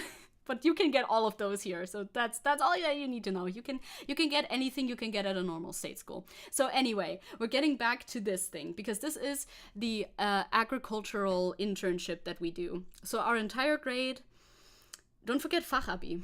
True, but you do that, don't you do that after you get Realschule or something? I don't know. Well, 13 was the usual amount until 2003, so it's not that weird then, I guess.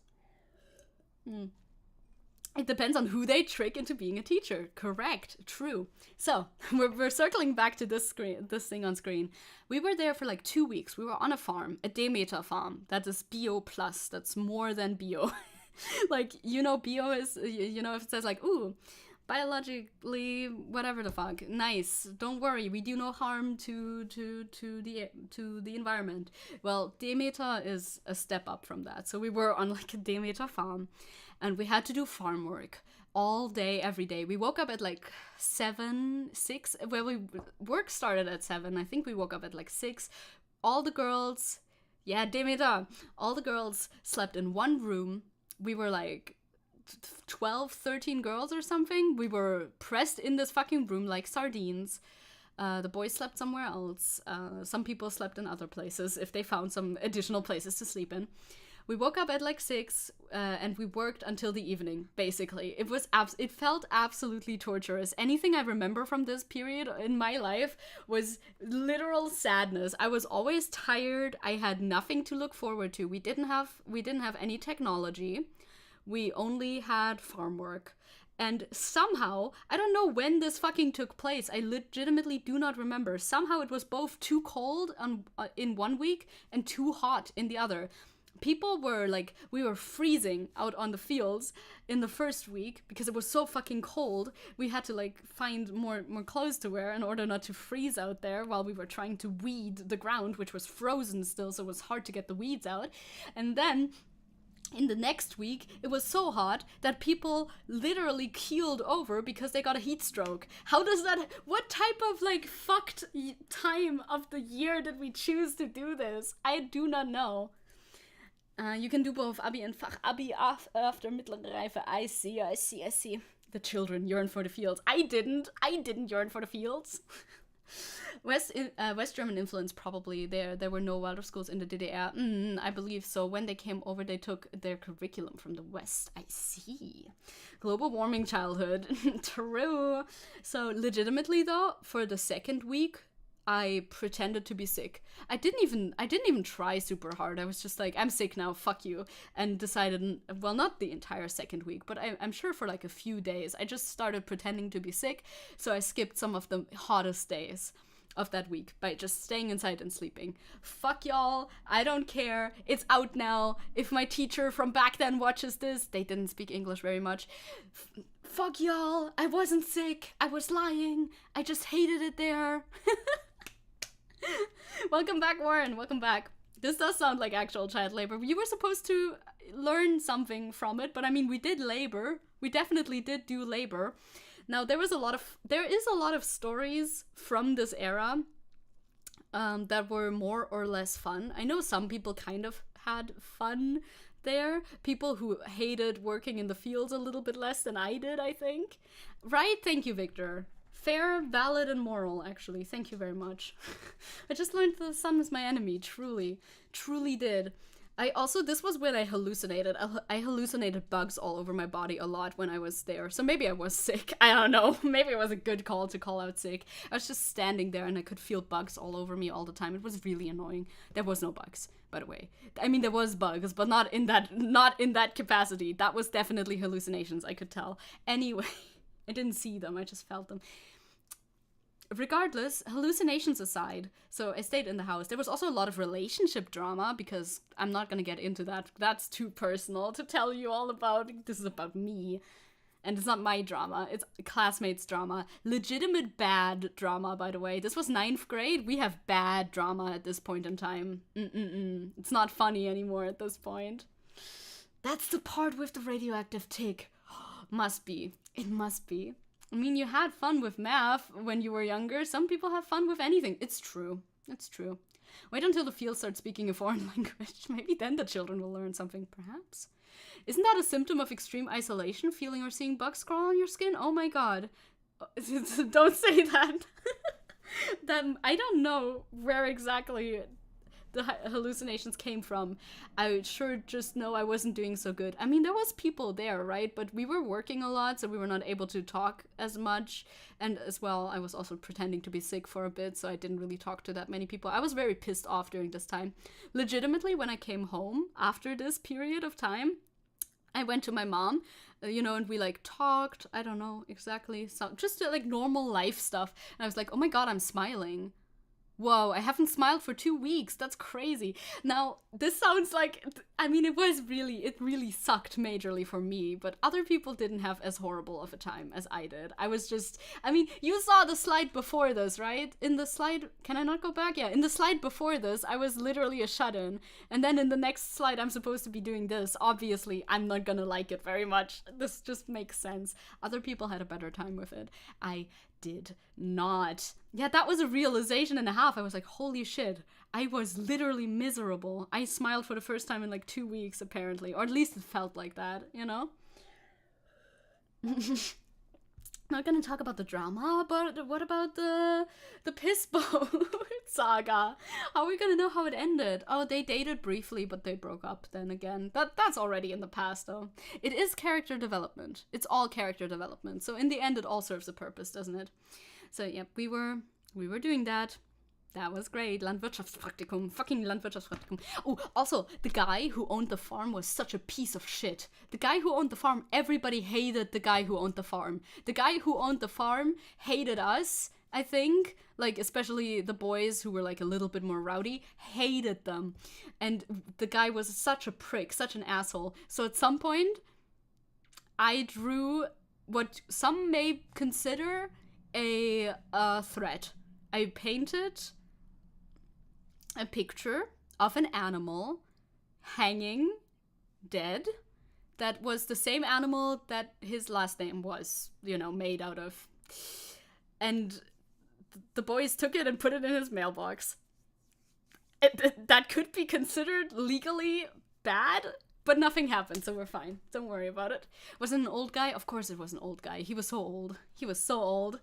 Thank you, Warren, though. Yeah, the drawings are really cute. I love the drawings. These drawings, they're so adorable. I'm a big fan of them.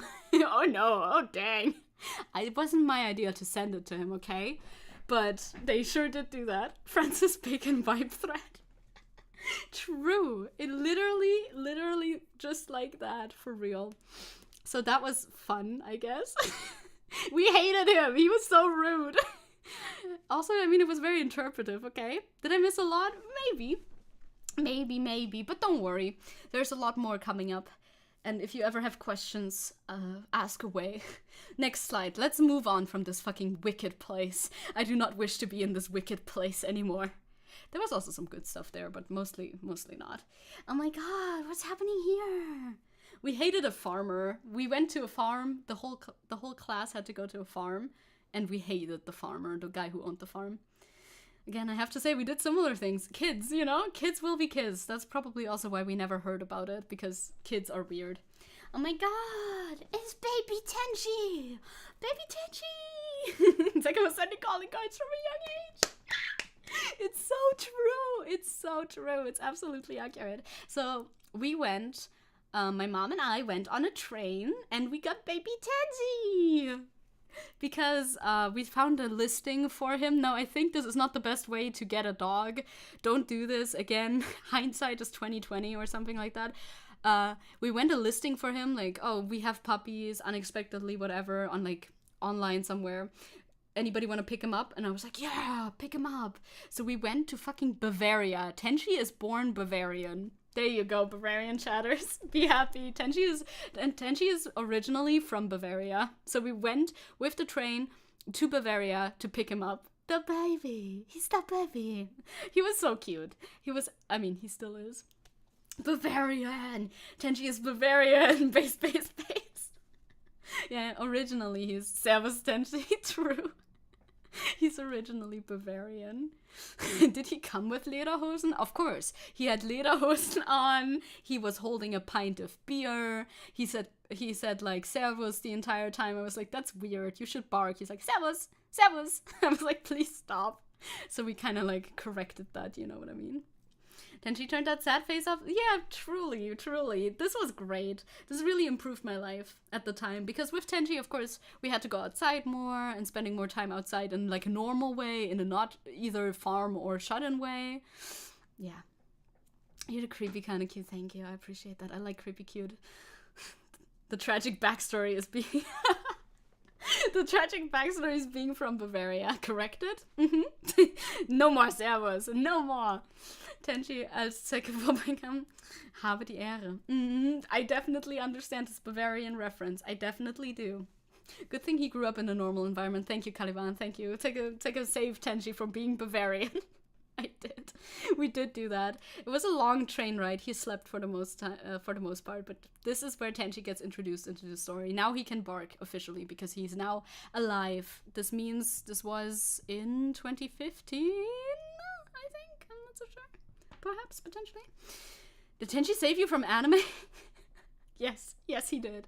Yes, he did. I corrected his cultural heritage. Oh no. I have to leave, but this is fun. Oh, it's your first time here and you're super chill. Thank you very much. I love the vibe of the stream. So glad that YouTube recommended me the Disco Elysium tier list. Ooh, slay. Very slay. See you around, Big B. Have a good day. Bye, Big B. Have a good one. Thank you for stopping by. I liked drawing the train because I'm often in trains, so I didn't have to look anything up. I just know, like, I am always in trains. If I'm not in public transport, am I even real? Can you tell us the Bavarian town? Yeah, actually, yes, I can. Why not? Tenchi is from Mindelheim. I remember this for some reason. Fucking Mindelheim. That's the most Bavarian sounding town ever. That's so tiny. It's such a tiny little town, probably. I don't know how big they are, actually. No, they're tiny! Oh my god, I just googled them. They're tiny. Mindelheim. Tenchi is from Mindelheim. What a funny fucking name to have for a town as well. Oh boy. So, we got him, and we tried our best to raise him well. Yeah, the R is an L. But other than that, you got it. Mindelheim. But yes. And she's just so cute. He is adorable. He's a bit of a puppy baby. And then he grew to be a bigger puppy baby. And everybody still thinks he's a puppy baby. That's quite a journey. It is. It was such a long fucking train ride. Again, I don't think you should buy dogs from the internet most of the time. You don't know they said they weren't, but they could have been breeders. Again, you don't know this for sure, so you should do a little bit more research when you get a dog, but the past, hindsight, etc., etc. Exactly correct, Warren. A tiny little town for a tiny little dude. That's his hometown. So, like, if you ever want to erect a memorial for Tenchi, gotta put it there. I thought it was much, much closer. Jesus. No, it was not close at all. It was far away from us. How tiny was baby Tench was like one handful of dog. He was so tiny. You shouldn't buy dogs from the internet, my colleague and his girlfriend. I mean, we did it too, It's just, you don't really know if they're not maybe actually breeders of dogs, and you don't want to buy from, like, a puppy mill or something accidentally. Again, they said they weren't, and they didn't really give the vibes, but you don't know that. Yeah, in Bavaria, there's a lot of smuggling from breeders in Eastern Europe and Czechia. Czechia, that makes sense. Yeah, didn't think about this at the time. How old was I? I don't remember, like 15, 16, I think. This was also shortly after my alt-right phase, I think. I don't know. Hi, Pro-Dragon. They said they weren't, but they could have been serial killers. They could have been a great deal of things, it's true. Yeah, you gotta be careful with that stuff. Learn from me. Now we have a little weirdo at home. He's the biggest little weirdo. Looks like I'm gonna have to watch the VOD from the beginning. Honestly, dude, this one was a very fun VOD so far. We're like 14 out of 25. We have 11 more images to go. That's probably pretty good. I'm trying to not make this be like way too long, And she's about he's 7 right now. He's turning 8 soon. So I was about 14 or 15. Yeah. Yep. The Bavarian dog saved her from becoming a right-winger. So true, so real, so accurate. Like, yeah, true. If this is 2015, this was definitely around, like, my alt-right phase, even though it wasn't very strong. I was just kind of like, oh yeah, this Trump guy. Yeah, this Trump guy, that guy is definitely not bad or anything for a second there. Yeah, that was my alt-right phase. Very short-lived, but... This phase was watching Sargon of Akkad, but then Tenchi said, no more. He put his little paw on my hand and was like, do not. And I was like, you're right, I shouldn't. And then I stopped. I didn't get too far into it, to be fair. Tenchi saved you from anime and the alt-right. Tenchi deserves all the medals. He surely has. Definitely. And he did so much, didn't he? He did the most. The absolute most. I like how I put two internship type things almost right next to each other. But I think this one's also pretty soon. I will also Google when this was, because they all happen at the same time, in the same class, in the same grade, rather. Wait, let me Google this first before I go next. That dog's a hero, it's true. Tenchi turned you socialist? Actually, I can tell you who exactly turned me socialist. We'll see. We'll see soon. Okay, let's move on. Next one, if I may. Did I do 2? Yes, I did 2. Go back. No, we get a spoiler! Oh no, my fucking PowerPoint is breaking. Here. You got a spoilerino because my PowerPoint is breaking. This is a new internship, baby! Oh, this was in 10th grade, so yeah, that makes sense. The other one was in 9th grade, and this one was in 10th grade. Jesus Christ. Horseman incoming? Oh, not yet. No, Horseman was way more recent. Way more recent. Alt-right Zecke is just so nope. Never happened. It's honestly was very, like, short-lived, to be, like, really real. Geologist? No, we were doing, this was called Vermessungspraktikum, another one where I'm like, how the fuck? Like, measuring internship? We were measuring the land of a hotel somewhere in the mountains. Legitimately, I don't remember where exactly. Somewhere in Germany. That much I do remember, but I don't know where. It was like a nice area, though. They had good mountains. I legitimately don't remember where we fucking went, though, so that's kind of a problem. Yeah, this is in the 10th grade. The land surveyor? Maybe. In the 10th grade, in Waldorf school, the 10th grade will go out into a measuring Vermessungspraktikum, where we learn how to use one of those weird machines that are going to be drawn in the background. This is supposed to be my teacher at the time. He was very tall, so he has to bend down a lot to use this machine. Cartography. Yeah, we did cartography. Yeah, basically. At the end of the thing, we drew a map. And this was, as opposed to the previous internship, practicum, whatever, that we did as a class, this was like both the best and the worst week of my life. This one had like super great days where everything was going amazing and super horrible days where everything was going, well, horribly. Did you know that?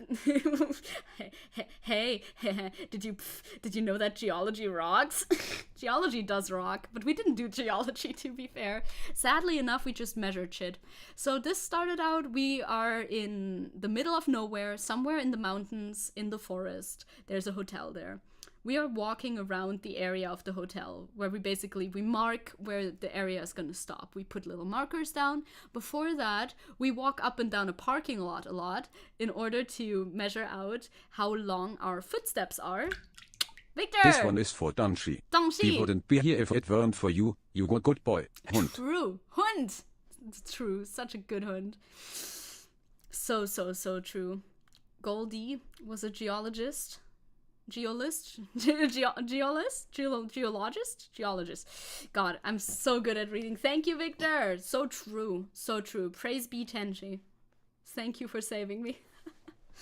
So we walked around in the parking lot measuring the size of our steps, average, the average. So then when we walked around the area, we could measure how big the surrounding area was. It was a lot of math, obviously. It was a lot of trigonometry that I don't remember. It was a lot of measuring and then doing math to determine how big the area is. This, that, the other. Obviously, I don't remember the actual math equations that we had to use. That would be crazy because, again, obviously, I have not used them since.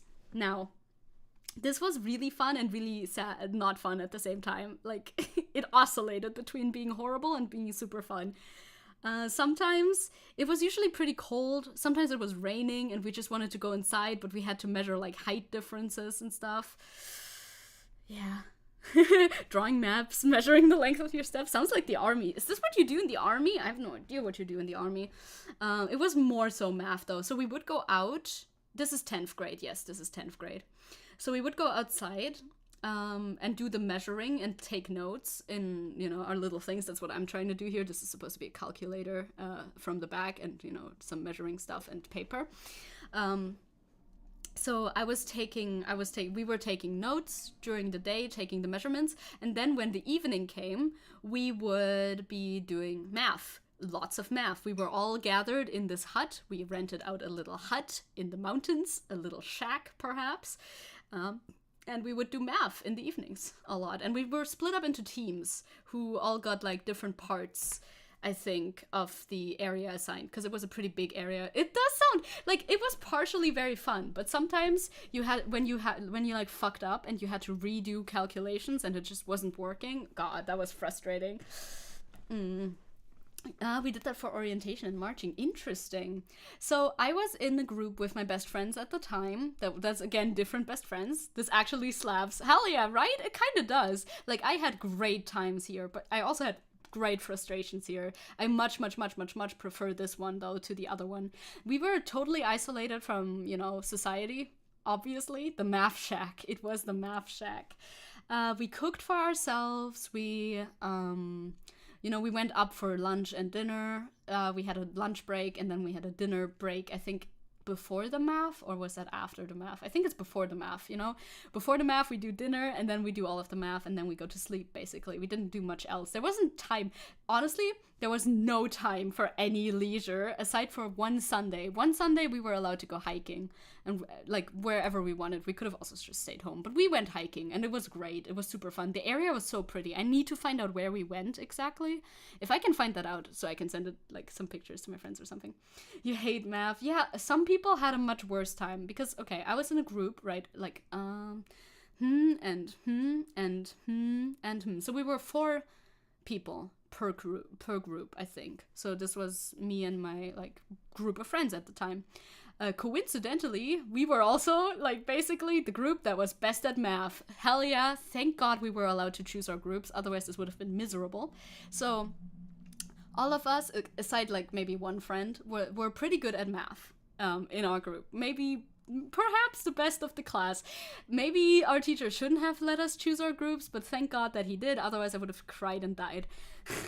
So we were flying through these calculations on the evening. We were always the group that was done the first with their calculations. Our math teacher checked over it, and it was all correct. Usually we were vibing. I did not wear glasses. Nah, I never needed glasses. I have 20/20 vision. I'm doing good. Even though I was fucking goated with the math at this point in my life. So we were done earlier than the rest of them usually, and we were just having a pretty good time when we were done with our math calculations, but everybody else was still doing it. We were just kind of like chatting at our table in this common room in the shack and like playing. I think we had some snacks with us. I remember one time we built like a little Oreo tower. Now, of course, we had some difficulties sometimes too. Sometimes a calculation just didn't make any sense, or we didn't really know like how do we do this thing, that thing, but we always worked through it and was quite fruitful. It felt good to work through these problems in our group. So because we were the first group to be done with everything, you just left every other group to suffer for your benefit, kind of. But we were literally just, this was my group of friends. It's not like we tried to make this group in order to be the best at math. That just was like a coincidence at the time, honestly. So we were done.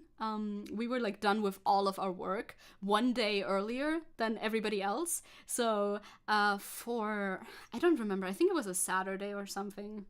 Doesn't really matter either. We were allowed to go to the store. We could go, we had to hike down into the little town that was nearby. It was a bit of a hike. We went there, we took a Bollerwagen? We took a little like wagon, hand-drawn wagon thingy. We took one of those, and we got to buy food for the entire class. We got to buy some snacks and everything. We were allowed to go to the store because we were done already. Felt cool. Felt nice. You know, without the colors, you look like you have 2 front teeth. It's true. I love doing the little tongue like that, though. It's adorable. Now, that would be extra nerdy, right? Like a squirrel, or like that nerd emoji. I mean, I was the nerd emoji at the time. So we were just vibing out there. Meanwhile, I remember another group that was also, you know, the groups formed by, like, groups who were friends. So those were some friends. but there was some fighting going on in the group. There was one like drama group, basically. They had to go out one time in the middle of the night because they did all of their like daytime work wrong. They did the measurements wrong. They fucked up something. I don't remember what it was, obviously. So they had to go out, like, when it was already beginning to become dark and redo the stuff. And, like, there was crying. There was tears. It was not a fun time. It was not good for them. Yeah, but then we got everybody snacks. You know, we also went to help the other groups when we were done afterwards. But we also got some special privileges for being extra good at our job. So this was fun. This was very fun. Also, again, the scenery was absolutely beautiful. I need to remember where the fuck we went. Maybe I can ask my mom or something. Maybe she knows, because I definitely do not remember. But it was a good time. I enjoyed it for the most part. Again, sometimes it was raining, and I think one student broke one of those machines. They're super expensive, those machines back here. Forget what they're called, but somebody dropped one, and that was not good. No. The blonde girl from Classroom of the Elite, I don't know her. But hell yeah. Either way, I'll just go with hell yeah. So that was really nice. That was in 10th grade. That was really nice. But after that, not too long after, a storm is brewing. Uh-oh. Things are happening. Are you gonna skip the thing? I'm trying to use my PowerPoint. Thank you. Okay, next one. Uh-oh. Oh no. Oh no. We have to change schools. Oh no. But, I mean, at least there's friends. You can see right next to my head. At least there's friends. We had to change schools to another Waldorf school in another city, nearby city, slightly bigger city. I don't know if the city itself is bigger, but whatever. They had another school. They had another Waldorf school. Why did we have to change schools? What's going on? I don't want to change schools. I've been on the same school my whole life, and I like most of my classmates. Not all of them, but most of them. They're pretty nice. What's going on here? Well, since our school was established with us as being the first grade to ever attend this school because it's so new and stuff, they didn't know 100% what they were doing. They were really lacking some teachers. They needed some more teachers. They didn't have enough teachers for all of us, and they were not. Yeah, this is the first conflict in the story, isn't it? Kinda. And they were not they were not prepared to do the Abitur with us, which is, of course, the Abschluss. What's a good word for Abschluss? I'm gonna Google it now. We wanted to do the Abitur. 5 people from my grade wanted to do the Abitur, and the teachers also said that it would be a good idea to do the Abitur. Some other people also wanted to do an Abitur. High school diploma. We wanted to get this specific high school diploma, which is Abitur, which makes you, qualifies you for going to university, basically. So, a couple of other people also wanted to do the Abitur, but our teacher said, nah, you wouldn't make it. So they didn't get to go. Yeah, it's like graduation. It's a high school diploma thingy. We wanted to have like this specific level of graduation, there's like different levels. This one qualifies you for university. And of course, like, it was never in question. Like, I always knew I was going to have an Abitur. I was never, like, wondering about that, basically. So, the fact that we then learned we couldn't do it here, even though we were promised to do it here, this was quite the drama. This school, our, like, first school had promised us that we would be able to do this here. My mom was promised that I would be able to do the Abitur at this school. But nope, they didn't have the facilities for that. Yeah, there's, like, different levels of graduation. It's the German school system. It's a whole, like, can of worms to explain. It's even more complicated because there's 3 different types of schools usually that people go to, but in the Waldorf school is just one. You just go to Waldorf school. That's just one. The teacher in our gymnasium kept calling us the elite. It was really weird. Yeah, the whole like vibe is so weird. Fucking Gymnasium versus Realschule versus Hauptschule. It's so stinky and I hate it. Like, I really do hate the German school system for like the segregation of people into dumb, medium, smart, and smart, or whatever the fuck the idea is. I guess that's the idea behind it, right? But like, it sucks, which is also why I kind of prefer the whole Waldorfschule vibe, because everybody's just together, right? Yeah. Your teacher told you that 30% of us wouldn't get the Abitur, all the while we were all already in Gymnasium? That's weird. What the fuck? Yeah, being called an elite sounds like grooming too. Yeah, they did the same shit as my sister's school. It's very unnecessary. It's very weird and strange. They never did this here, obviously, because everybody was in one grade, and everybody was supposed to be able to get Hauptschulabschluss, Realschulabschluss, Abitur, like whatever they like wanted, needed. Abitur was the 13th grade. The people who did the 13th grade would get the Abitur at the end. Otherwise, you would do at the 12th grade, you would do Realschulabschluss. Or at the 10th grade, I think you did Hauptschulabschluss, I'm pretty sure. Something like that, I don't know. It's a system that I don't think is good. It's a bad system that we have over here. I don't like it very much. So we had to change schools because otherwise we wouldn't have been able to get this specific type of high school diploma, which is the Abitur. So we did that. The thing is, now we have a path to school that takes literally an hour every day. So I had to get up really early. I was so sleep deprived at this point in my life. I was so sleep deprived. Absolutely crazy. I went to bed at like 3 and I had to get up at 6 basically every day. So I would constantly fall asleep like during classes and all of that. It was not a good time. And another thing was, this school had regular weekly chemistry and biology sessions, lessons, whatever, which our school never had because we didn't have teachers for that. So in those specific areas, we were so behind, and it was so evident, obviously, because we didn't have weekly biology and chemistry. We had that like not once a year, but for a month every year or something like that. Way less than the other school anyway. So that sucked majorly because those were subjects that would be tested in the high school diploma test thing that we were trying to do. Either way, a lot about this sucked so much ass. Hated it. You know, you went from being the smartest at your previous school to being like not the smartest anymore at the new school. And that sucks for you as a teenager. That sucked for me. I was still the best at English, and I was one of the best at German, I'm pretty sure, if not the best. But it still sucked though. Many of our teachers tried to really get us with stuff like that. That's odd. Every week they told us we were too bad and too dumb for the school. That's very weird. That does not motivate, I think. Thankfully, I was amongst the worst students. I never had to deal with being called the elite. Slay, Victor, slay. Caliban had to go to a trade school by train and always slept in the train. Yep. But sometimes also at school. Yep, it was an hour away. I slept in the car ride. Thank God one of us had a car. Know your feels. Yes, my heart goes out to you. I fucking love chemistry. Should have chosen to continue that instead of biology and Oberstufig. Oh my god, just only one of the two would have been so great. But we had to do both of them. Also because, this school was very small, so obviously we had no clubs and no, elective courses. Anything they taught was, you couldn't elect anything. You were taught what they had, okay? This school was also relatively small. Again, still a Waldorf school, obviously. Still relatively small, so also no electives. Whatever is there is what you're gonna learn. If you have a preference, well, tough luck. Natürlich, for Abitur, you also have to choose Leistungskurse, so these are especially intense, and they choose those for you because there's no teachers. There's very few teachers that work here. We have to deal with what we get. So Leistungskurs was German and Mathe. It just was like that. First question. Our biology teacher asked us for 2 years was, how does photosynthesis work? That's always what we come back to. Sometimes I feel like somebody's watching me.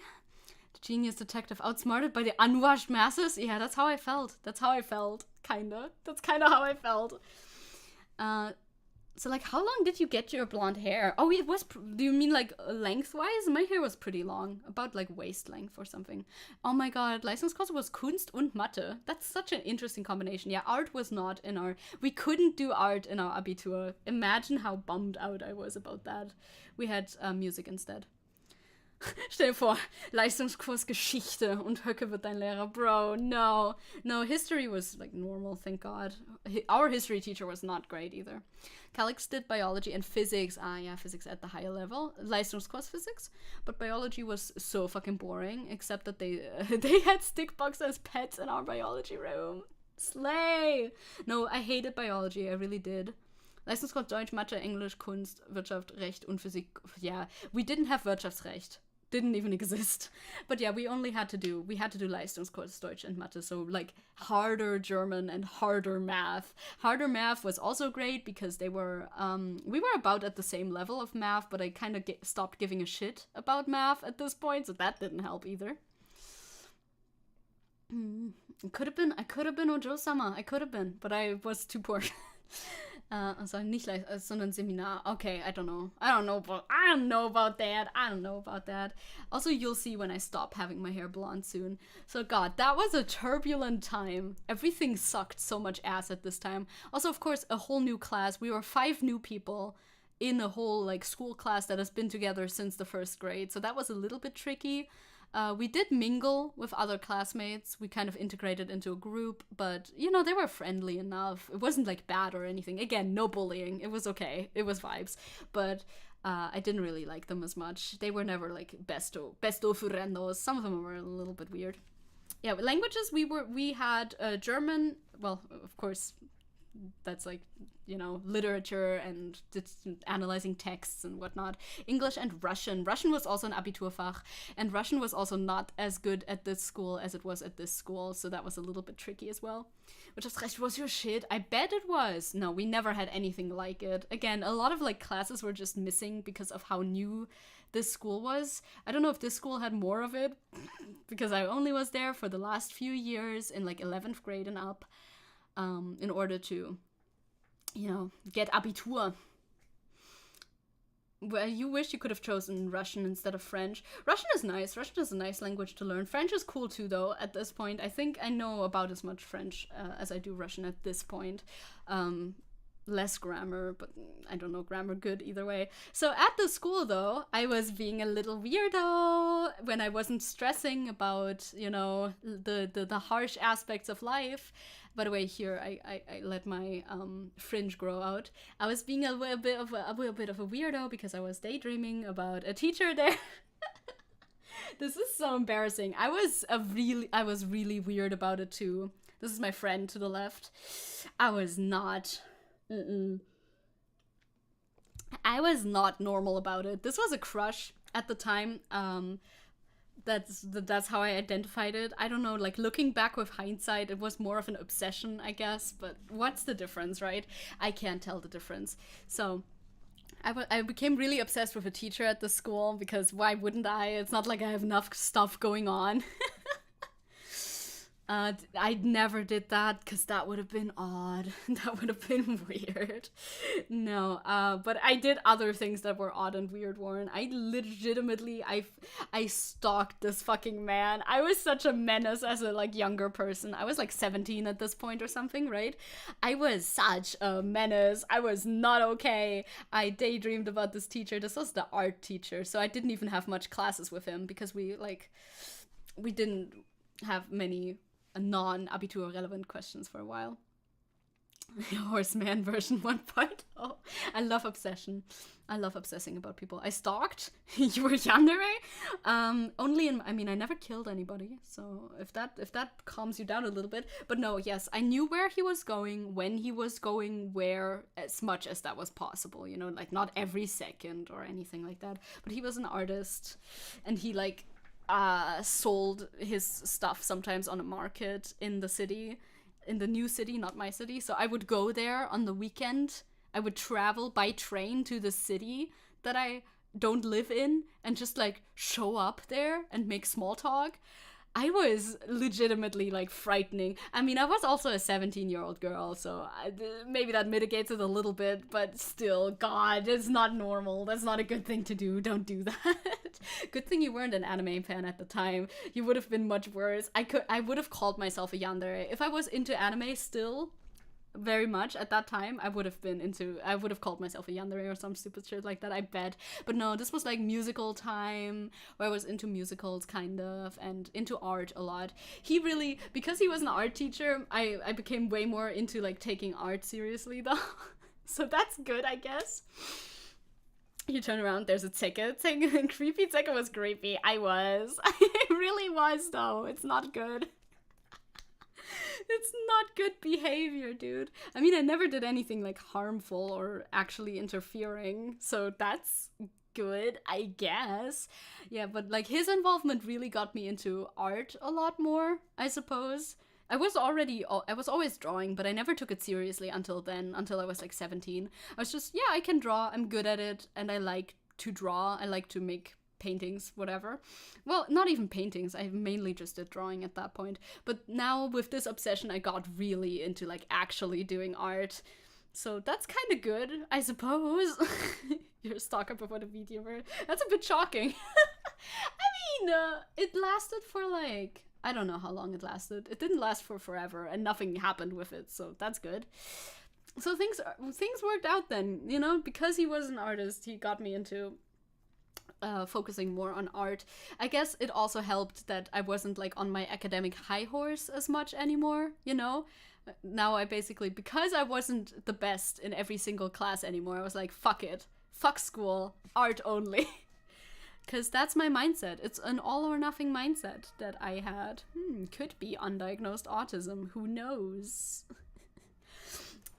Yeah, hard to imagine Zecke having a crush though. Yeah, it's just like, imagine, well, okay, you can't imagine that either. If you have obsessions and hyperfixations, you can imagine it very easily. It's like a hyperfixation on a person, you know, that sort of thing. You think Zecke is creepy? I crushed on my female teachers as a kid. It happens, I think. It happens.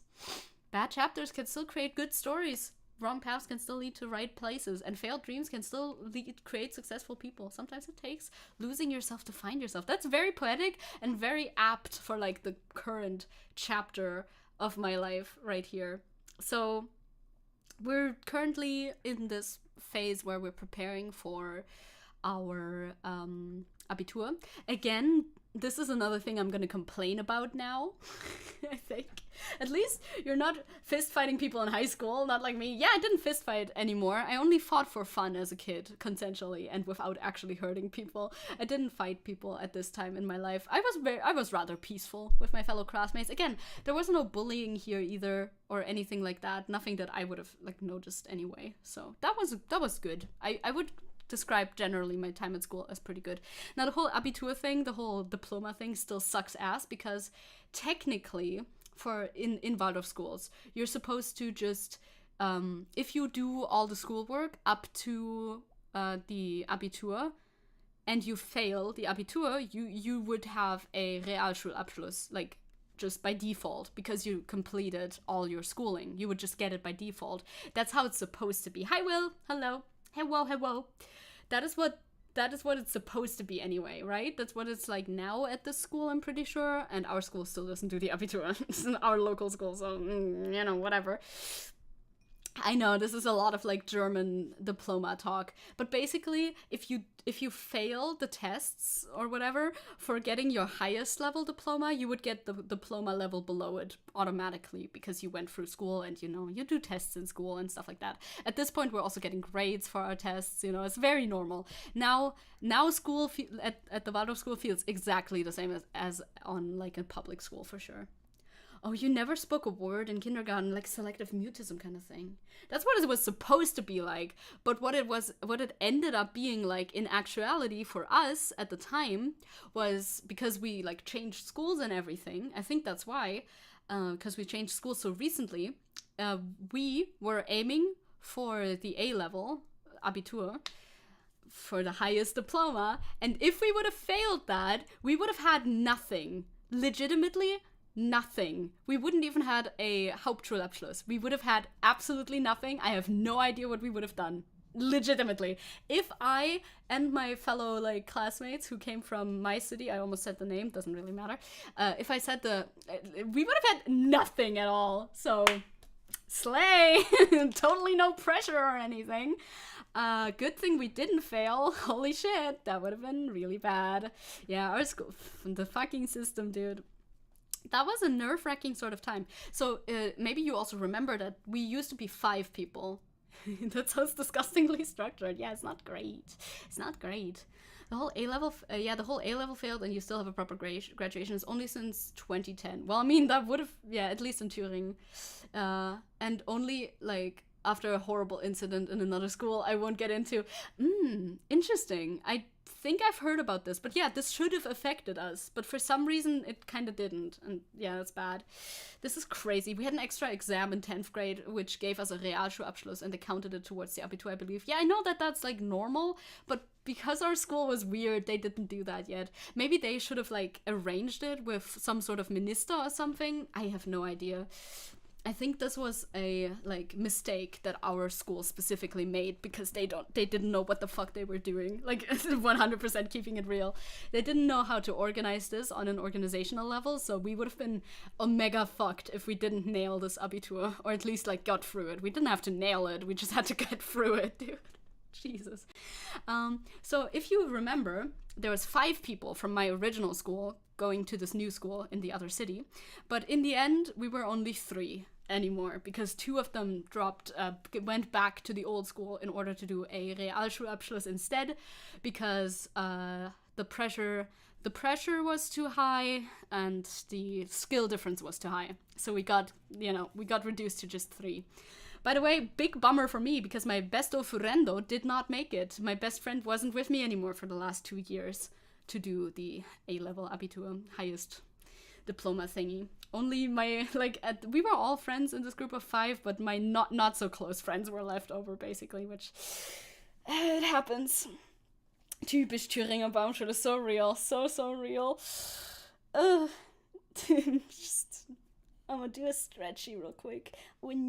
Yeah, this is the only path of well, it's not the only path of hardship in my Draw My Life story, but yeah, it is pretty unlucky because I think in other, if our school, the school that we originally went to, had just been more prepared, if they knew what they're doing more, I think my friend who wanted to do the A-level at first would have also been able to do that, as well as the other friend. Everybody, more people would have been able to do the A-level if the school had prepared us better. I mean, obviously, they definitely had the intellectual potential, is what I'm trying to say. I also think if they actually had a program for quote-unquote gifted kids or whatever, I was always, from grades 1 till 7 or something, I was always bored in school and never paid any attention and always got perfect test results insofar that they were graded. They weren't, again, you don't get a 1 or something, but sometimes you get a percentage or something on it in 5th grade and up. They were always perfect, and I never studied, and I never paid attention, and I was always bored, and that's why I didn't I didn't like the class aspect of school very much. I just liked hanging out with my friends. I think if they had any sort of system for actually supporting people who are intellectually gifted, that would have been great for me, but it is what it is. It is what it is. I still had a good time, so I'm not gonna complain about it too much. I had socially I had a great time, so I wouldn't change it. I wouldn't change it if I could, I think, because I prefer having a good time socially to having been in more I don't know, courses that would have been more beneficial to me, I think, at this point, because a lot of people look back on their school time and they're this was the worst time of my life. And for me, that's not at all true. I had a great time. I was vibing. Victor's if this was more like an anime, one of the other 2 students left would have been the horse rival. So true. But nah, she did not. She left the school earlier, actually. You wouldn't try to get friends because they annoy me. My best friend at the time was kind of a crazy extrovert. Oh, slay. That's fun though. You gotta be, if you're an introvert, you gotta be adopted by an extrovert. I was kind of in the middle or something. So yeah, this is a whole mess. Anyway, next slide. Can we get a next slide? This slide is so fun. Look at me. Look at me. What am I doing? Look at me. Oh no, what am I doing? Oh no, where am I? Oh my god, my hair. Yes, I had hair like this for a year because, god, the upkeep was horrible. Your school life had a lot of fist fights in it. Well, did you enjoy it? Aside from the fist fights? This is me applying to art schools in Vienna. Whee! And I had rainbow hair. I had rainbow hair. Cool. Yeah, the hair was fun, but the hair was so hard to get up, to keep up with. That was so rough. Yeah, that was a huge canvas. I still have this fucking thing. It's approximately this big and was so fucking heavy. So I applied. It's like Rainbow Dash hair. It kind of is. School wasn't so bad for you. Seeing your friends all day, every day, right? Not having responsibilities you now have. It was good. Art school in Vienna. Oh, yeah, I tried and then I got rejected. As you may know, I am really doing the whole like 9 yards. The RGB lights in my hair. Yeah, I looked really cool at the time. I liked what I did with my like look at the time. So, okay. I was vibing. I went, oh no, yeah. The canvas was probably just probably DIN A4. No, it was real big. It was DIN A1 fucking thing. Has anyone heard from Bunny? No, not in a very long time, no. It's like a next dictator. I know about, I know this about art school rejects. Yeah, we have a little bit of a dictatorial side to us. We, art school rejects. Yeah, I went to Vienna. I did this twice. I did this while I was still in school, of course. That makes sense. And one time while I was not in school anymore. So I just took off, like, I just didn't go to school for a few days because I had to travel to Vienna via Flixbus. Took me like 6 hours, I think. Was kind of okay, honestly. It cost 23 euro. I remember that. And I traveled with this huge ass fucking thing over to Vienna and applied to school there. You ever considered writing a book or getting into politics? Sadly, I have to say both. Yes, I've considered both. Flixbus is Rückenverlust. Not for me. I did well. Twice? Yeah, I did it twice. I applied to multiple art schools in Vienna twice. And it didn't work either time. But it was fun though. Gotta work out. See ya, Wheatbush. Am I wearing the same jacket? I think I do still have the jacket. I'm not quite sure which jacket. I have multiple like black jackets, but I think I might still have it. And I have this like red sweater. I don't know if I gave this one away though or not. I really don't remember. Sometimes I like clean my closet out, so I don't know anymore. But the trip was really like fun. I loved seeing Vienna. I fucking love Vienna so much. I can't live there because it's too expensive, of course, but Jesus Christ, Vienna is so pretty. I need to go to Vienna again because when I went there, I went alone, right? First time traveling alone out of the country, technically, even though it doesn't feel like it. I mean, if you're German, going to Austria doesn't feel like you're leaving the country at all whatsoever. I went through Prague though, so that's that. Flixbus is just horrible for tall people. I know, but not for me. I didn't have any problems. I felt pretty well rested, sort of, when I stepped out. The problem was I left in the evening and I arrived in Vienna at 6 in the morning, and it was February or something. It was like winter months. Either way. So it was cold outside. And I just had to sit on the park bench outside because nothing was open yet, you know? Nothing was open yet. So I sat on the park bench and read. I read like most of Crime and Punishment like this because I had to wait for the uni to open up to give my giant fucking portfolio to them because obviously I'm not walking around with this portfolio, right?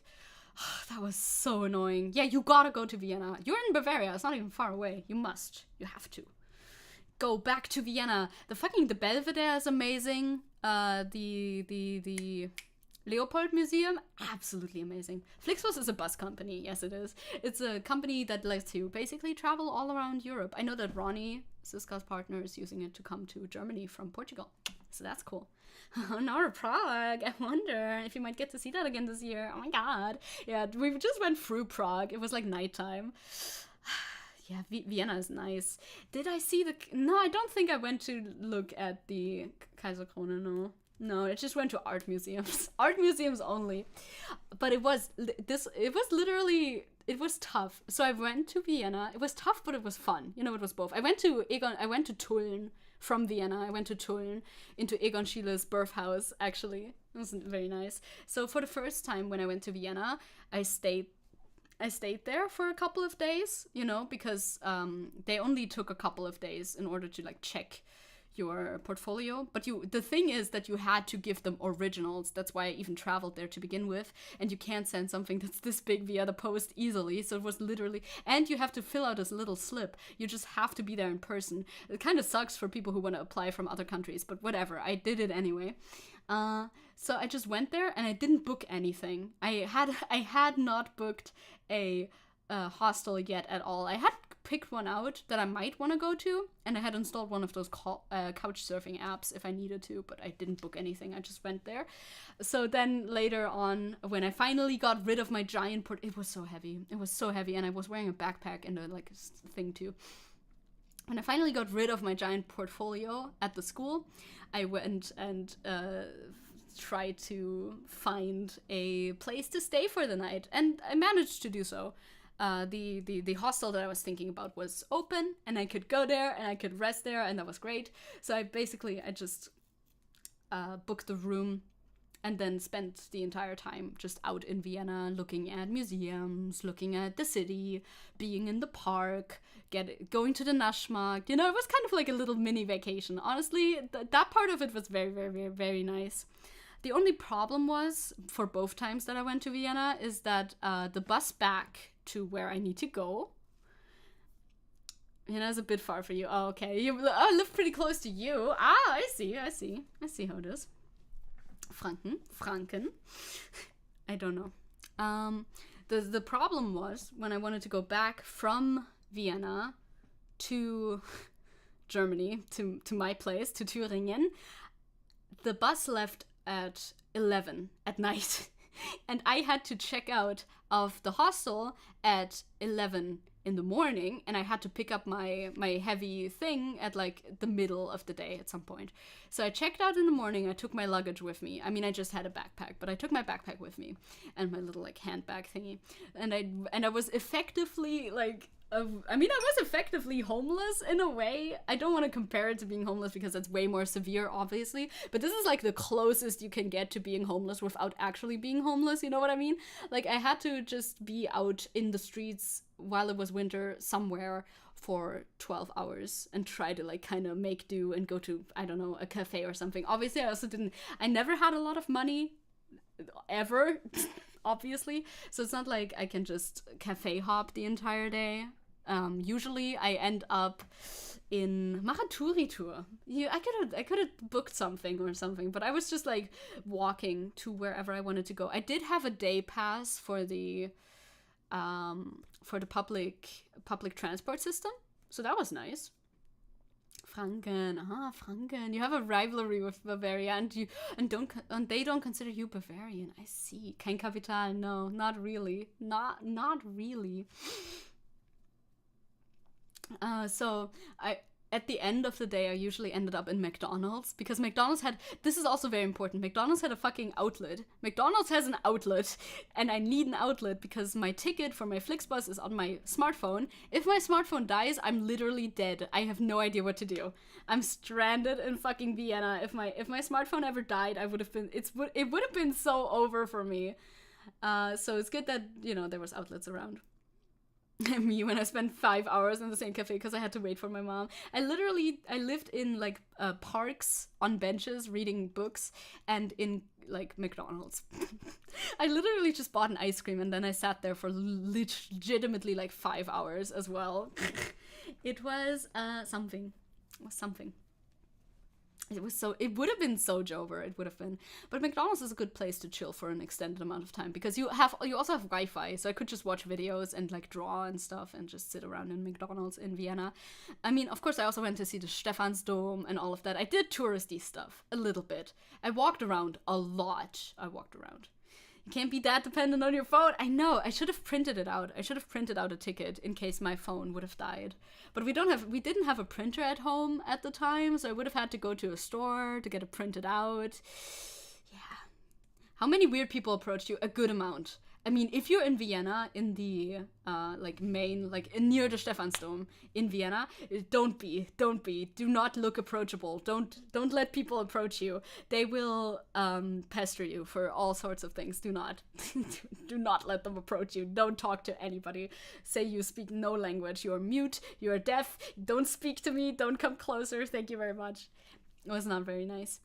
But other parts of it were very nice. I definitely recommend going to Vienna to anybody who can. It's not super expensive if you just go for like a trip.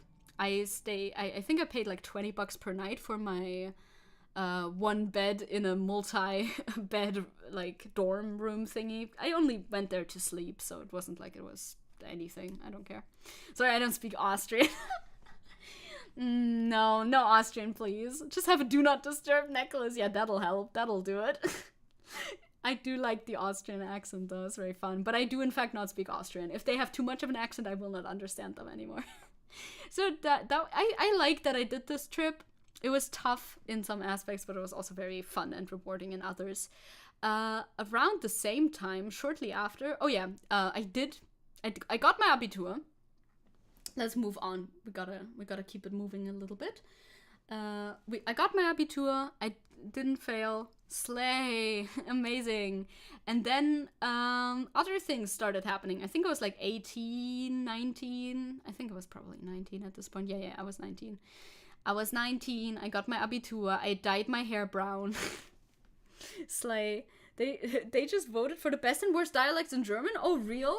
Oh god, I bet Sachsen has the worst. I mean, Thüringisch, or whatever you would even say, is probably second worst. So, Sachsen-Platz 1. I bet, right? I bet they voted for Sachsen to be the worst, which, I understand. So, okay, I got out of school. I finished. I didn't get accepted into any university, so I was just kind of living life for a little while. Bayerisch is the best. Bayerisch! I can't do it, though. But I do kind of like Bavarian accents. They're kind of funky. I also like the Austrian accents, though. Everyone got it right away. We know. We just know. So I was set to just vibe and live for a little bit. But alas, oh no, what's the speech bubble at the top left? This says minus 2k euro. That's bad. Whoops. Guess what? Oh, Bayerisch is 15. Guess what, gamers? Your dad that you don't know died. Uh-oh, that shouldn't bother you at all. You've never met the man in your life. Well, at least not that you can remember. You met him like when you were 0 years old. Your father died. You get a Zettel from Ordnungsamt. They sent me a fucking letter. One of the many, like, ministries that we have in our fucking country sends me a letter like, hey, so, like, your father died?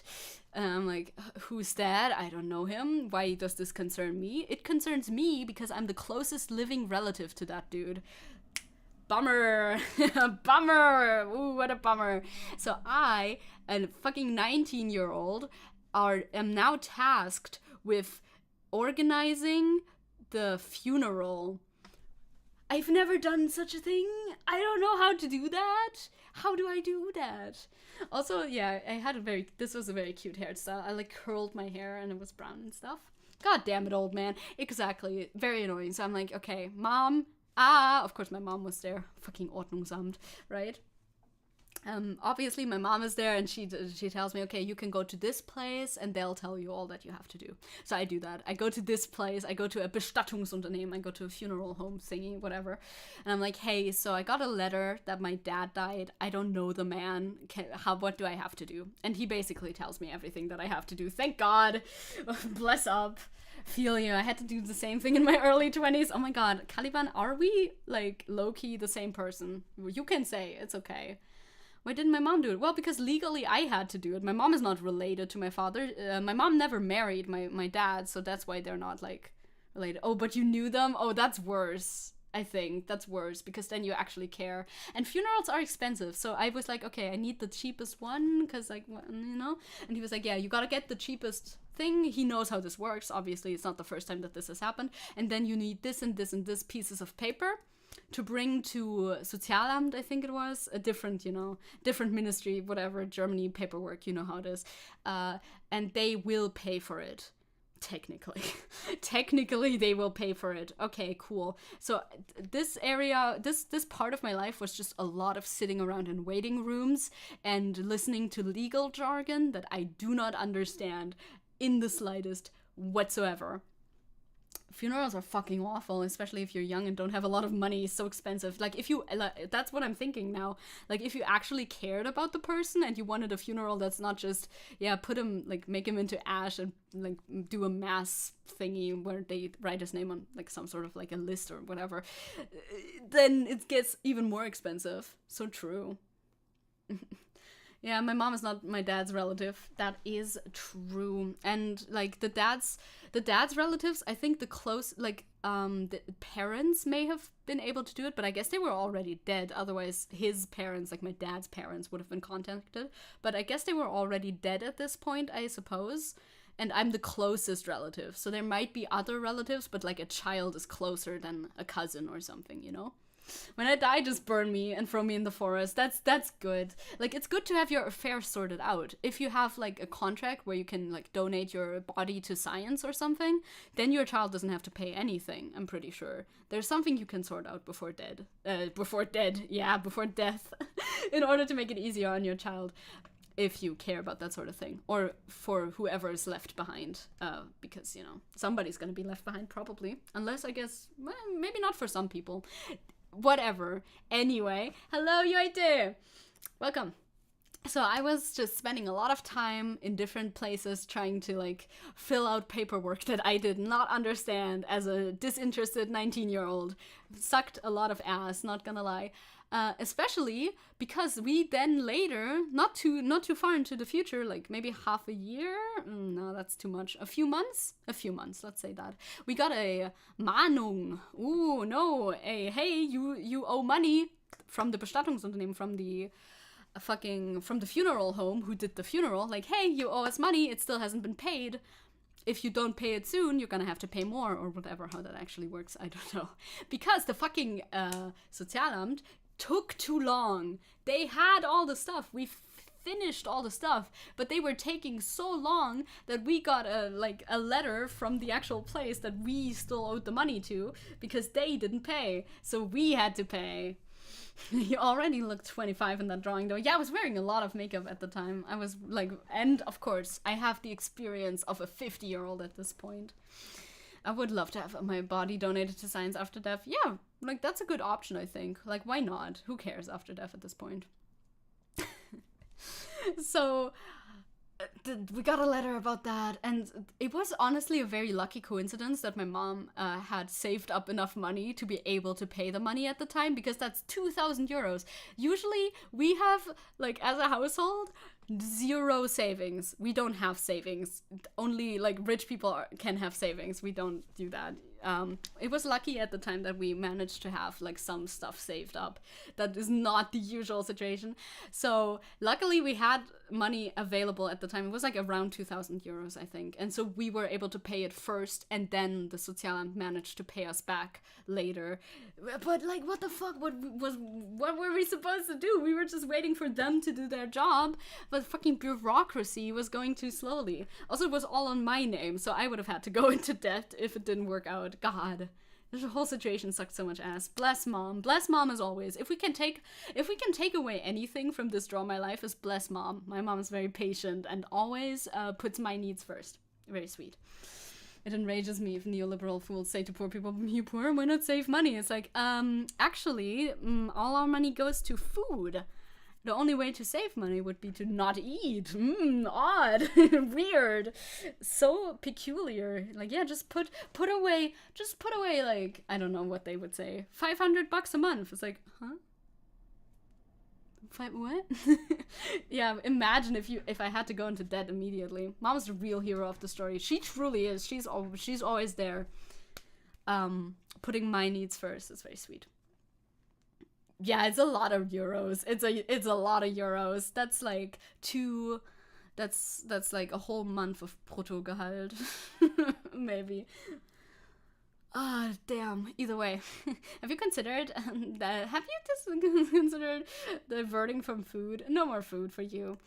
Also, at the time, I was listening to French musicals, so I got really into French at the time, and I was learning a lot of French, and I was learning how to animate, and I was having a good time in that regard. So, you know, we were like 50% vibing, 50% not vibing. The whole situation was dealt with at some point. It was just a lot of paperwork and really unnecessary. I also had to go to like the law place vor Gericht, also nicht vor Gericht, I had to go to where the lawyers are, I know my things, and tell them, no, I do not want to inherit the dead man's debt. Please don't give me the dead man's debt. I don't want it, thank you. And then that was also dealt with. Slay.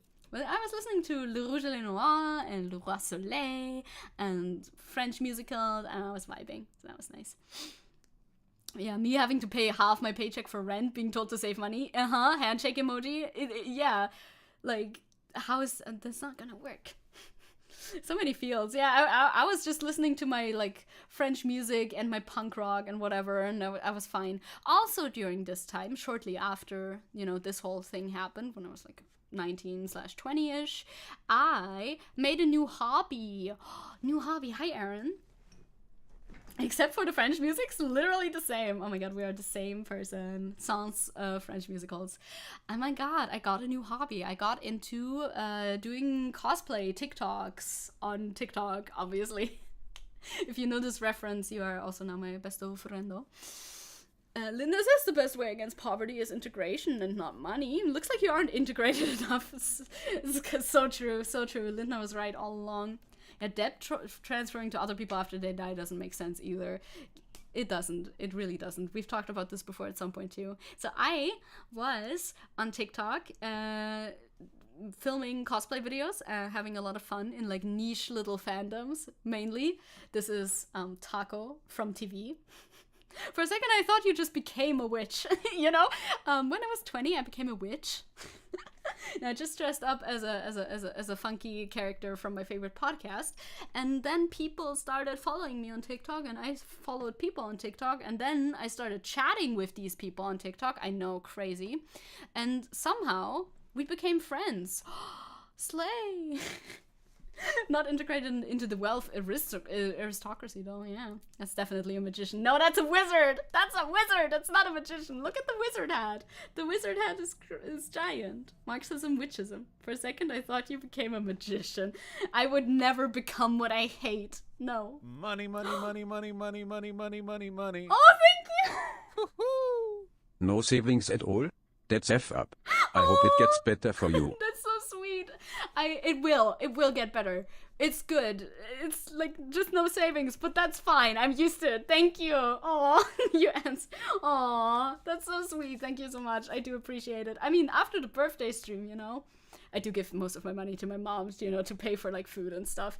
Thank you. I appreciate it very much. It will get better. I believe. It must. Hopefully. Me looking at inflation. Hopefully. That's very sweet of you. Lies. Magicians through and through. I would never lie. You're a wizard, Zecke. I am a wizard. I'm nice dono, right? Also, that just caught me so off guard. The little Vosh dono sound caught me so off guard. Holy heck. Thank you. So I was posting on TikTok, right? And oh my god, sometimes you meet people on TikTok. That happens from time to time, right? That happens. And then you talk to them more, and then they ask you this question. Listen up, gamers. Listen up to this question specifically. You get a text message from one of your TikTok acquaintances over on Discord, or maybe you're already on Telegram. I don't know at this point. And this person asks you, garlic bread or money? What do you choose? For a second, I thought Washman was doing a surprise stream. I have BGG open. As you should, as a good Washite. Which second, yeah, I was cosplaying. I was cosplaying a weird wizard from Taz. Garlic bread. Oh my god, you're in, gamers. Gamers, you are in. Now you answer garlic bread, obviously, like a good like any reasonable person would. And now you're in the group chat that will save and transform and change your life forever. You are now in a group chat with the people who will become your best friends forever. And who invited you with this question? Who invited you into the group chat? Oh, it's your new friend that you made from TikTok, who is also politically very active and takes you to your first ever protest. Oh my god, I'm getting like really like emotional looking back. It's so cute. So me and my friend go to my very first protest together. Calix is later, actually. It's surprising. Calix I met later, but we're like super duper close now. Like, Calix has shot up to absolute bestie status and is also now in the group chat. But this was before. This was before times, in the before times. I mean, if it's lots of money, you could buy lots of garlic bread, but you could also just have all the garlic bread, right? So we went to, I went to his city.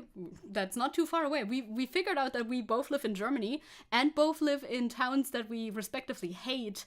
We live like in the worst towns that we can live in. But also we only live like an hour away from each other by train or Flixbus or whatever. So I come over and we go to a protest together, and that's good. And now we're best of friendos, because of course, why wouldn't you go to a protest together with your friend? As one of the first outings that you have with each other. I think it was one of the first. I'm pretty sure. I don't quite remember if it was. I think it might have been the first meeting. I'm not super sure. Little cartoony activist. It looks so cute, right? Keine Gerechtigkeit, kein Frieden. Yeah, no justice, no peace. You know how it ends. You know how that one ends. At least I hope so. It's such a cute drawing. I really like this drawing. Makes me emotional too. We did speedrun friendship, didn't we, Calix? If I had to take everything in account, I would love to pay my debts first before I actually get garlic bread. It's definitely a vibes-based question. If you think about it too much, you don't get to a good point. This was at the time where the BLM protests were happening in America, and well, all around the world. This was a BLM protest because this was shortly after George Floyd, so that was what we were on the streets for. There was also a very scary moment in this protest because we were walking past the local police station in Friends Town, and they all came swarming out of there with like full riot gear on. Nowadays, I'm a lot more adjusted to that. I know what that looks like, and that happens all the time when leftists protest, obviously. But I didn't know that at the time, so I was like, oh, this feels bad. And my friend made sure to like take my hand and move out of the way. BLM in Germany, it was like global at that point, yeah. I have still not listened to that song, actually. I should do that today. Yeah, it looks like I'm holding something, but I'm just trying to do like a little fist thingy. I was not that I was not that radical yet at that point, I think. So this is my start of socialism area. Yeah, riot gear, always. With leftists and football derbies.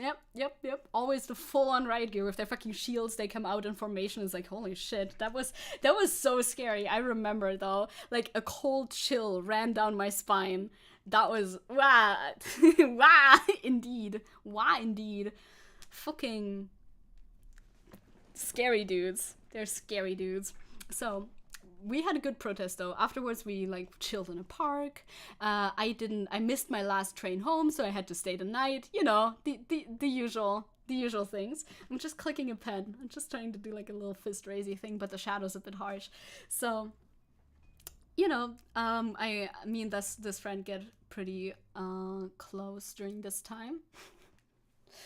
So everybody agrees it is a detonator. I mean, who knows? No, I know. That was a good time. I spent more time over in that town. It's a bigger town than mine.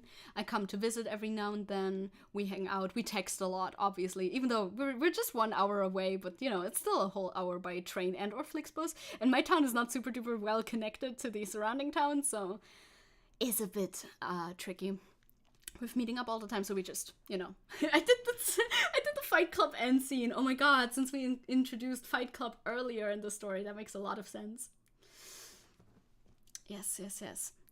So we texted a lot, and we texted a lot with the rest of the group, and somewhat later, also you can see we're wearing masks, so that was during COVID as well. And later, at some point, we all meet up and cosplay our little, like, Lasers and Feelings roleplay group characters together at Juno's place. Juno is in this picture. I don't know, I'm pretty sure Juno has shared with those of you who know Juno that Juno used to have a buzz cut. This is Juno over there. Played together and we had a great time. It was very cute, and we cosplayed space pirates. Of course we were space pirates. Space pirates who wanted to free stars from galactic imperial capitalism. That was what we were doing. Juno has entered the story. Yes, Juno was a part of the group chat with the money versus garlic bread question. So that was almost the entire group chat. There was like always one international member. Shaking my head. This is like 60% actual of the Fight Club end scene. How dare we? And this picture is very cute. I referenced a picture we actually took to draw this image, and looking at it makes me very, very sappy and happy. Honestly, if I did the stream at any point in time aside from right now, it would have been detrimental for my mental health. I'm so glad I'm gonna go see all of my lovely friends very soon in real life, because otherwise I would have been very, very sad now, because I love my friends a lot and I miss them, and we can't always hang out because we all live variably far away. We're gonna travel to these two peeps Soon I am, and I think the travel takes like 8 hours or so by train. It kind of depends which trains I take, but I have like my Deutschland ticket. I don't want to pay for any like ICE tickets or like fast train tickets, so I take the slow trains, which is fine. I like a good train ride, but it takes a long time to get there, you know. You're like 4 hours away, you're 1 hour away ish, give or take a little bit, and you're like 8 hours away, all in Germany. And to the meeting, our French friend is also going to come. Evan is also going to come from France over to West Germany, because those two are West Germany. So basically the rebels against the empire. Basically, yeah. It's not in the Star Wars universe, but you know, it's a similar type vibe. It's very good. And I'm super duper looking forward to meeting my friends again, because it's very wholesome. This is like the first, I very quickly made this group of friends after getting out of school. Because in school I had friends, as I told you about, and we were good friends during school and all, but we didn't really share a lot of interests. And with these friends, my current group of friends, I share a lot of interests. So it's a lot nicer to be friends with people, like close friends, when you're older, when you're adult, that actually share a majority of your interests. In school, you're just friends with whoever's the coolest, and if you're lucky, you also share a lot of interests, but oftentimes that just doesn't really happen. Are you the bag? No, I'm over here. I'm wearing a wig. This is a pink wig that I had for the character. I didn't ever dye my hair pink completely. The German gang plus Evan, yes. It's very lucky that we were all German, because I don't think we knew that necessarily when we made the group chat at first, and then we figured out, oh, you're from Germany. Hell yeah. Calix and Gino. Illa et al. Yes. Is a cool, close, great nakama for Zecke. Yes, literally. I feel very blessed to have found good friends after school, because I know a lot of people struggle with loneliness in adulthood and not being able to make friends. So I'm very, very happy that I was able to make friends very quickly after getting out of school, and still have those great friends to this day. It's very sweet. I'm in an alternate universe, yeah, more. Plot twist, all German. Oops, all German. It is really awesome. It makes me so sappy. I'm so sappy now. Looking back at all of this has made me very nostalgic. It's so cute. Okay, moving on. We're getting towards the end, though. We're getting caught up to current times. Aaron remembers looking up what crimes George Floyd did. I forgot what his crimes were, but I remember the thinking he wasn't a good person. Not a crime worthy of being choked to death, though. Especially when, no crime justifies being choked to death by a police officer. Slow? No, I can't talk anymore. Soon later, shortly after, I think that's what I tried to say, shortly after, I did enroll into a university, a local-ish university, not in for art, because there was none. There was no art university, because I was like, do I really want to study art? I don't know. Not so sure about that, because I'm still a bit skeptical. I've met some people, at least one person who went to art school and says like, yeah, it's kind of optional. It teaches you good skills, but you can also learn these skills by yourself. For the most part, it's useful for connections and the Zoom app for online classes. Yes, I was in university at this point. We were doing online classes. It was still COVID time. COVID was a long time, you know. So I went and enrolled for art history because I thought it would be interesting with a philosophy minor. Thank you. I will buy myself like a bubble tea or something. For the train.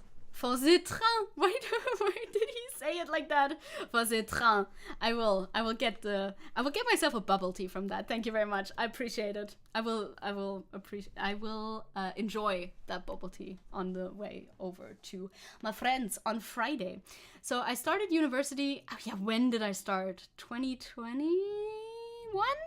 Maybe? I have such a bad. I'm not good at remembering which year exactly it was. Calix, are you still in chat? Which year did we start university? Do you remember? COVID was, if only. I mean, yeah, COVID technically still is, but okay, let's say the COVID regulations were happening for a long time. So we were online classes only, and in the online classes, and you're already finished? Yeah, well, that's because I didn't finish. I'll get to that. It's only a side mention at this point, but no, I didn't. I did in fact not finish. It was the end of 20. Oh yeah, because you start in fall, right? I forget. It was the end of 2020. Thank you, Calix. So we were in Zoom classes, and I had a lot of my paintings in the background because, of course, I wanted to make my background pretty, right? And I made myself pretty and everything too, of course, because why not if you're gonna take Zoom classes? At this point, my hair was black and very long. So that's also the time when I designed Zecke. Can you believe? Are you surprised that this may have been like what influenced the Zecke design? Oh, you thought I finished? Oh no. I didn't make a secret out of it, but no, I did not. Did not in fact finish university because of a couple of reasons. I will tell you when we get to the slide, but like I don't have a separate slide for it because it's honestly just a footnote. But I was in online classes, and Calix was also in online classes and saw my background and sent me a message in the, like, well, found my number from the group chat that we had for a university class, sent me a message like, I like the art in the background, and then sent me some of their art. And I was like, wow, one of these art pieces really reminds me of this podcast that I listen to. And lo and behold, we both were fans of the same podcast. And from then on out, as they say, it's history. We became close friends really quickly. I do actually own those pom-poms in real life. I have them on my desk over there. They're right there. The one with the brown hair is Calix. Yes. That's Calix saying nice art to me at the time. And that's how it happened. That's how a lifelong friendship was formed, through a compliment from a Zoom class. Kind of crazy how this happens, right? The pom-poms are real, always have been. The podcast. It's TMA, by the way. It's the Magnus Archives. If you know, you know. Even though we're both not like, I mean, first of all, the podcast finished. Second of all, we're like kind of not in like the fandom anymore. If the fandom still exists, but we're not really in the fandom anymore, neither of us. But that's fine, I think. You don't have to be a fan of something forever, right? Pom-poms! Pom-poms! Pom-poms! So that is how that happened. That's how we became friends. And then there was a lot of stories to tell there, obviously, but I didn't include all of those because, I don't know, you can only include so many key life events in your drawings until you flood them with it just being an animation of your entire life. What happened next? Oh, yeah, I took a walk a year later, I think. Or maybe not. No, yeah, it would be a year later. We're getting dark and deep, and this is very painterly. I really like this image a lot. You can see for a whole second that I motion blurred the snow, by the way. Calix in the drawing looks kind of cute. I mean, my drawings, I think everybody in these drawings looks very cute. I make only cute drawings. Also, did you notice the heterochromia on Calix? That's a defining feature. So I was going for a walk. You don't even have to be in the fandom to be a fan. That's also true. That is also true. I was going for a walk, I remember, near a local supermarket. It was close to Christmas. It was approaching Christmas time. I'm pretty sure I remember that. Maybe I had the white streak at this point. I actually think I may have had the white streak, but I forgot about that.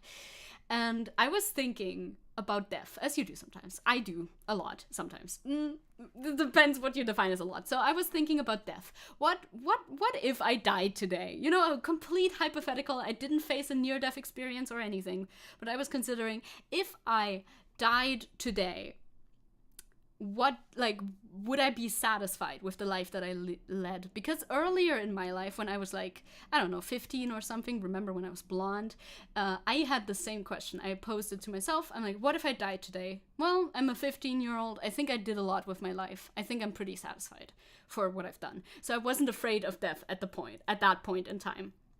The white streaks are very pretty. I like the white. It's very Sweeney Todd. I fuck with that majorly. I do, a lot. Hell yeah, Victor, woo! Do you need head pads? Not anymore, I figured out a solution. So, my thought continued. I was like, okay, what if I died today? Would I be satisfied with what I've done as a 21, 22, whatever year old? And the conclusion I came to is no, I would not. death is again terrifying because I have not done enough to die. You know what I mean? Like, I'm not ready yet. I'm not ready. Not that you shouldn't be ready to die at the age of 22, but like, you should be okay with the idea that death is something that will happen at some point, because it will happen at some point for everybody, right? But I'm not. So I was like, well, shit, we gotta get back to the state for when I was like 20 to when I was 15, because at 15 I was okay with dying, hypothetically, very hypothetically. I was never suicidal, don't worry about that. I was okay with the notion of dying because I felt like for my age I had achieved more than enough. I was doing good. Now I didn't feel like that anymore at the age of 22, so I decided at this point in my life that I should start building an online presence. And that is how I decided to start VTubing, because I was really into VTubers at the time, and I was like, I need to build something that will outlast me when I'm done. Yes, I listened to Hamilton. Yes, I was a Hamilton kinney at some point. Okay, is it too obvious? I need to build something. I want to build something that's gonna outlive me. What do you want, Burr? What do you want, Burr? You know? I got a legacy. Legacy. It's planting seeds in a garden you never get to see. America, you sweet unfinished symphony you sent for me? Well, maybe not America for me, but the general idea is that I want to build a legacy, something, anything that can outlive me once I'm gone. And I think making a YouTube channel, building a presence online, making an impact on people's lives, that can be done on a local scale as well, but it can also be done on an internet scale. Like, maybe somebody that I've drawn art for in like on the internet or wherever will remember this art. And that is something, like, if I were to die today, which I won't, I don't plan on it, don't kill me and say it was suicide. I am not suicidal, this cannot happen to me. If that were to happen, somebody would remember me for longer than I'm, like, actually around. And that is really important for me. That is what, like, my goal in life is basically building something that can outlive me when I'm gone. You know what I mean? Yes. Nah, if you die, I'm gonna bring you back from the gates of hell myself. Hell yeah. Slay. Let's go. I would like that. I don't want to go before my time. I would love to live to like 80 or longer, as long as I'm in good health and don't have dementia. You know, little asterisks there. But that is basically the motivation behind my whole online existence, is building something to outlive me, basically, at the crux of it. And I think that's a pretty good goal to have for your online existence, because that means that you're not just in it for the money or the fame, kind of the fame, but not just the fame. Because if you're famous for bullshit, that's not good either, right? That's something I realized a bit further into my career, maybe. My career, you know what I mean.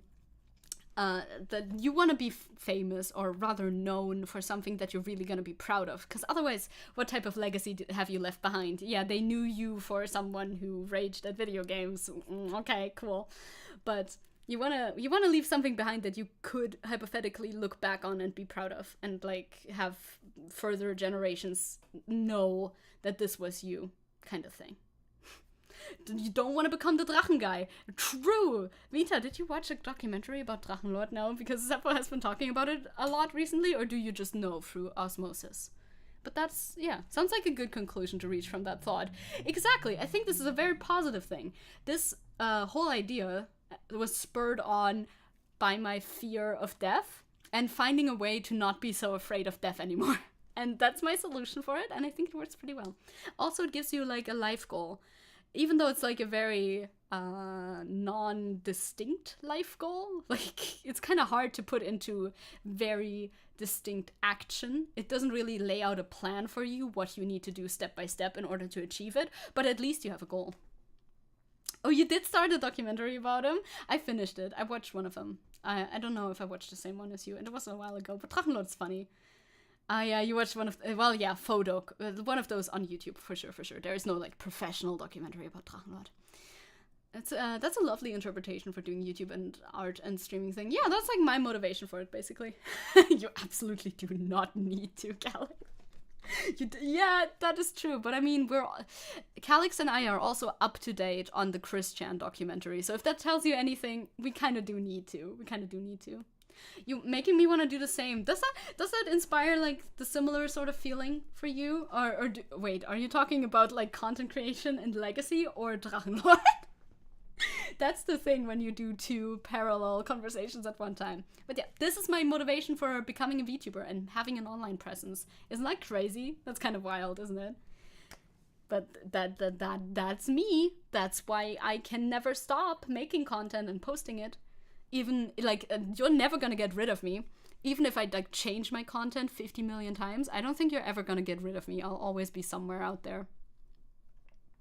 I'd love to do content at some point. Thought about it at least. Definitely. I think the best way to do that is just start. I started very differently than what I'm doing right now. And I think you can always change what you're doing. Just as long as soon as you can in any capacity, just start. You don't have to be consistent immediately. You don't have to be good immediately. No one is. So, yes. The content creator thing. Okay, no idea what the other thing is. Fair.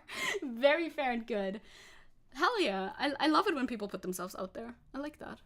Non-specific goals like that are good, though. Getting hung up on, like, the details can make it harder to just vibe. I agree with that, too, yes. You're not gonna get rid of me, you promise? Let me get the ring. I mean, in a way, I don't see myself ever not being active on, like, anywhere online. I just want to be up there. I was also thinking about picking up video essays. Video essays are so fun. I feel like we can always have more because there's always like some niche subject matter that's not been explored yet. And people say, oh, the online market is way too oversaturated. You'll never stick out. You'll never get an audience, whatever. Well, actually, there's a lot of people on the planet and more of them are picking up watching content online more and more regularly instead of like TV. And also, your perspective is going to be different from everybody else's perspective, so it's worth hearing. No matter what, it's always going to be your distinct view on a subject. So that in and of itself already provides value to you sharing it, I think. So definitely do that. I'm always pro people producing content if it's not at a detriment to your like life, of course. That's the problem with the capitalism. You still gotta live. Also, you gotta make sure that you don't die, because then you can't make your work on your legacy anymore. You know? TV is cheaper than streaming now, though. Yeah, if we take into account all the streaming services, but if you just watch YouTube videos and not like series made by studios, that's free, baby. That's free, baby. Right-wingers could stop to make content, though, true. That's the one exception. That is the one exception. It's very true. I love politically and socially conscious video essays. Me too. They're my good food. They're my good food. Jacob Geller. Yum, yum, yum, yum, yum. I eat all of that. We should go to our last frame, because this is the conclusion of the previous frame. That is what this thought has culminated in right now. God, I love how the colors just pop in at the last second. Pew, pew. Hello, Iko-chan. Welcome. Welcome. Would it be okie dokies to suggest video essays? Yes, of course. 100%. Share them somewhere in the Discord, anywhere. Last frame. Oh my god, I timed this so well. I'm so good at this. It's perfectly 3 hours. So this is where we're at right now. I'm making content. I could have, of course, talked more about the things that have happened in the last 2 years. Like, I should have maybe included a frame of my friends and I going to fucking, what's it called? Phantasialand? Phantasialand is so good. I had so much fun at Phantasialand. But there's a lot of, like, little moments like that in the last couple of years that were absolutely wonderful and that I could have included here, but they're not, like, key moments in my life, although one of the rides of Phantasialand were pretty good. Maybe that was a key moment in my life. I was flung around in a way I've never been flung around before. Maybe this did change the trajectory of my life, who knows? Also, art channels. Yeah, that talk about art history. Art history talk is good. Art talk is good. I like it. I tried to depict like this Zecke, because my eyes are pretty big, bigger than the eyes that I drew in general here. But either way, there's a lot to go over since I started content creation. But this is already 3 hours long. I timed this perfectly well. I knew exactly which slides to include where. I'm so good at planning shit. So the story continues now. Exactly. This is just the beginning. We're 24 now. We are 24 now, and we have lived a lot of life, and we've still got a lot of life to live. Love some art streams. I will give you some art streams. Also, yeah. The headline in here. AfD man is a shithead, I think, in specific, is what's written there. You know, the usual stuff that we go over. I like doing art streams. Art streams are good. I would like to do like an IRL painting stream at some point too, but how do you set that up? It's kind of tricky. Felt surprisingly short for a 3-hour stream. I mean, it's a whole 24 years of life condensed into 3 hours. That's gonna feel pretty dense, I think. You can always make a Draw My Life 2 Electric Boogaloo in a couple of years. Yeah, where I can go more into like things that happened since I started streaming. I could definitely make it out of another stream out of just stories that happened in the last like 3 years, because I do in fact do stuff. I didn't talk about any of the other protests I went to or anything like that. There's other things going on, and yeah, maybe that'll get an update. As of finally seeing the little tick arms, yes, they are here now. Zecke has become Zecke. Finally. So you've been here for 24 years now, and the average human lifetime is only a handful times longer. Bruh, it's kind of sad that the entire human life could be condensed into like a day-long stream. Oh, I find that nice, though. I mean, you gotta be able to teach it at some part. Do a part 2 in 24 years. I totally should. That would be funny, though. I would be like almost 50. You could. I could. Gotta be real with you, Zecke. I miss your old anime look. Not that I hate the new look, but I miss being your squire. I understand that. I like the old anime look too. Sometimes I look back at the old models and stuff and I'm like, that's cool. But I like keeping on changing and moving forward and stuff. Zecke living in California in the years, having collabs with Horseman and Hank Pecker. Obviously on the 48th. I'm gonna have collaboration with Hank Pecker. Whatever the fuck he does in 24 years. I have no idea. That'd be so peak. 48-year-old Zecke doing a sequel to that would be crazy. Imagine though. It's difficult to think that far ahead into the future, but you know, we'll see where we end up. And that was my life. Wow. That was all the drawings I made for this. I made these in the last like 3 days or something. I took like, I think each drawing took about 10 to 15 minutes. I tried to be fast, and I did. I'm gonna keep evolving. I have no idea how I'm gonna look like, either in like real life or in my virtual representation of myself. And I think that's kind of nice. I think it's kind of beautiful. Thank you. That was a lot of work, but I'm very proud of this. I really like doing this stream. It was very nostalgic for me, and they look the drawings do look very cool, even though they're all quick, you know. I think they look nice. I'm glad that I've gotten good at composition. Really works. Works in your favor. If you know how to do composition, you know what's going on. You missed the first 7. 5, 6, 7. You missed like me being a little shit. Well, okay, I was still a little shit here, I guess. Yeah, but make sure to watch that back. This stream was great. I really liked this stream. I love how you surely went from being like a brown-haired potato to a black-haired tick. Good progression. Yeah, well, I mean, currently, I don't know what my hair color is currently. I do, but you don't. I want to change it again, though. I've been so experimental with my hair color in like this sort of area, this area down here. I did a lot with my like hair color and like style in general, and that's fun. I should do that again more. You don't see any Draw My Lives anymore, right? Let alone full drawings of a face. True. I wonder where this trend went. I kind of want to watch some old Draw My Lives in order to compare mine to theirs and see like how we do things differently. Hello, Spready! Watch the VOD for this. This VOD is really good. Missed the first row, but that's what VODs exist for. Yes, this is a little teaser for everybody who wasn't here since the start. You can watch the VOD and figure out what that was all about. I'm really proud of this stream, and I'm glad I got to share all of this with you, because like I said, I'm trying to build a legacy, so chronicling my life is a very big aspect of that. So for future Zecke historians, watch this stream and take notes. It's important. 9 out of 10 would recommend VOD. Hell yeah, 100%. Draw My Lives are like the least nostalgic thing I can think of. Really? I feel like they're quite nostalgic. I want to rewatch some old Draw My Lives that I've seen. I hope they're still around. I hope they are.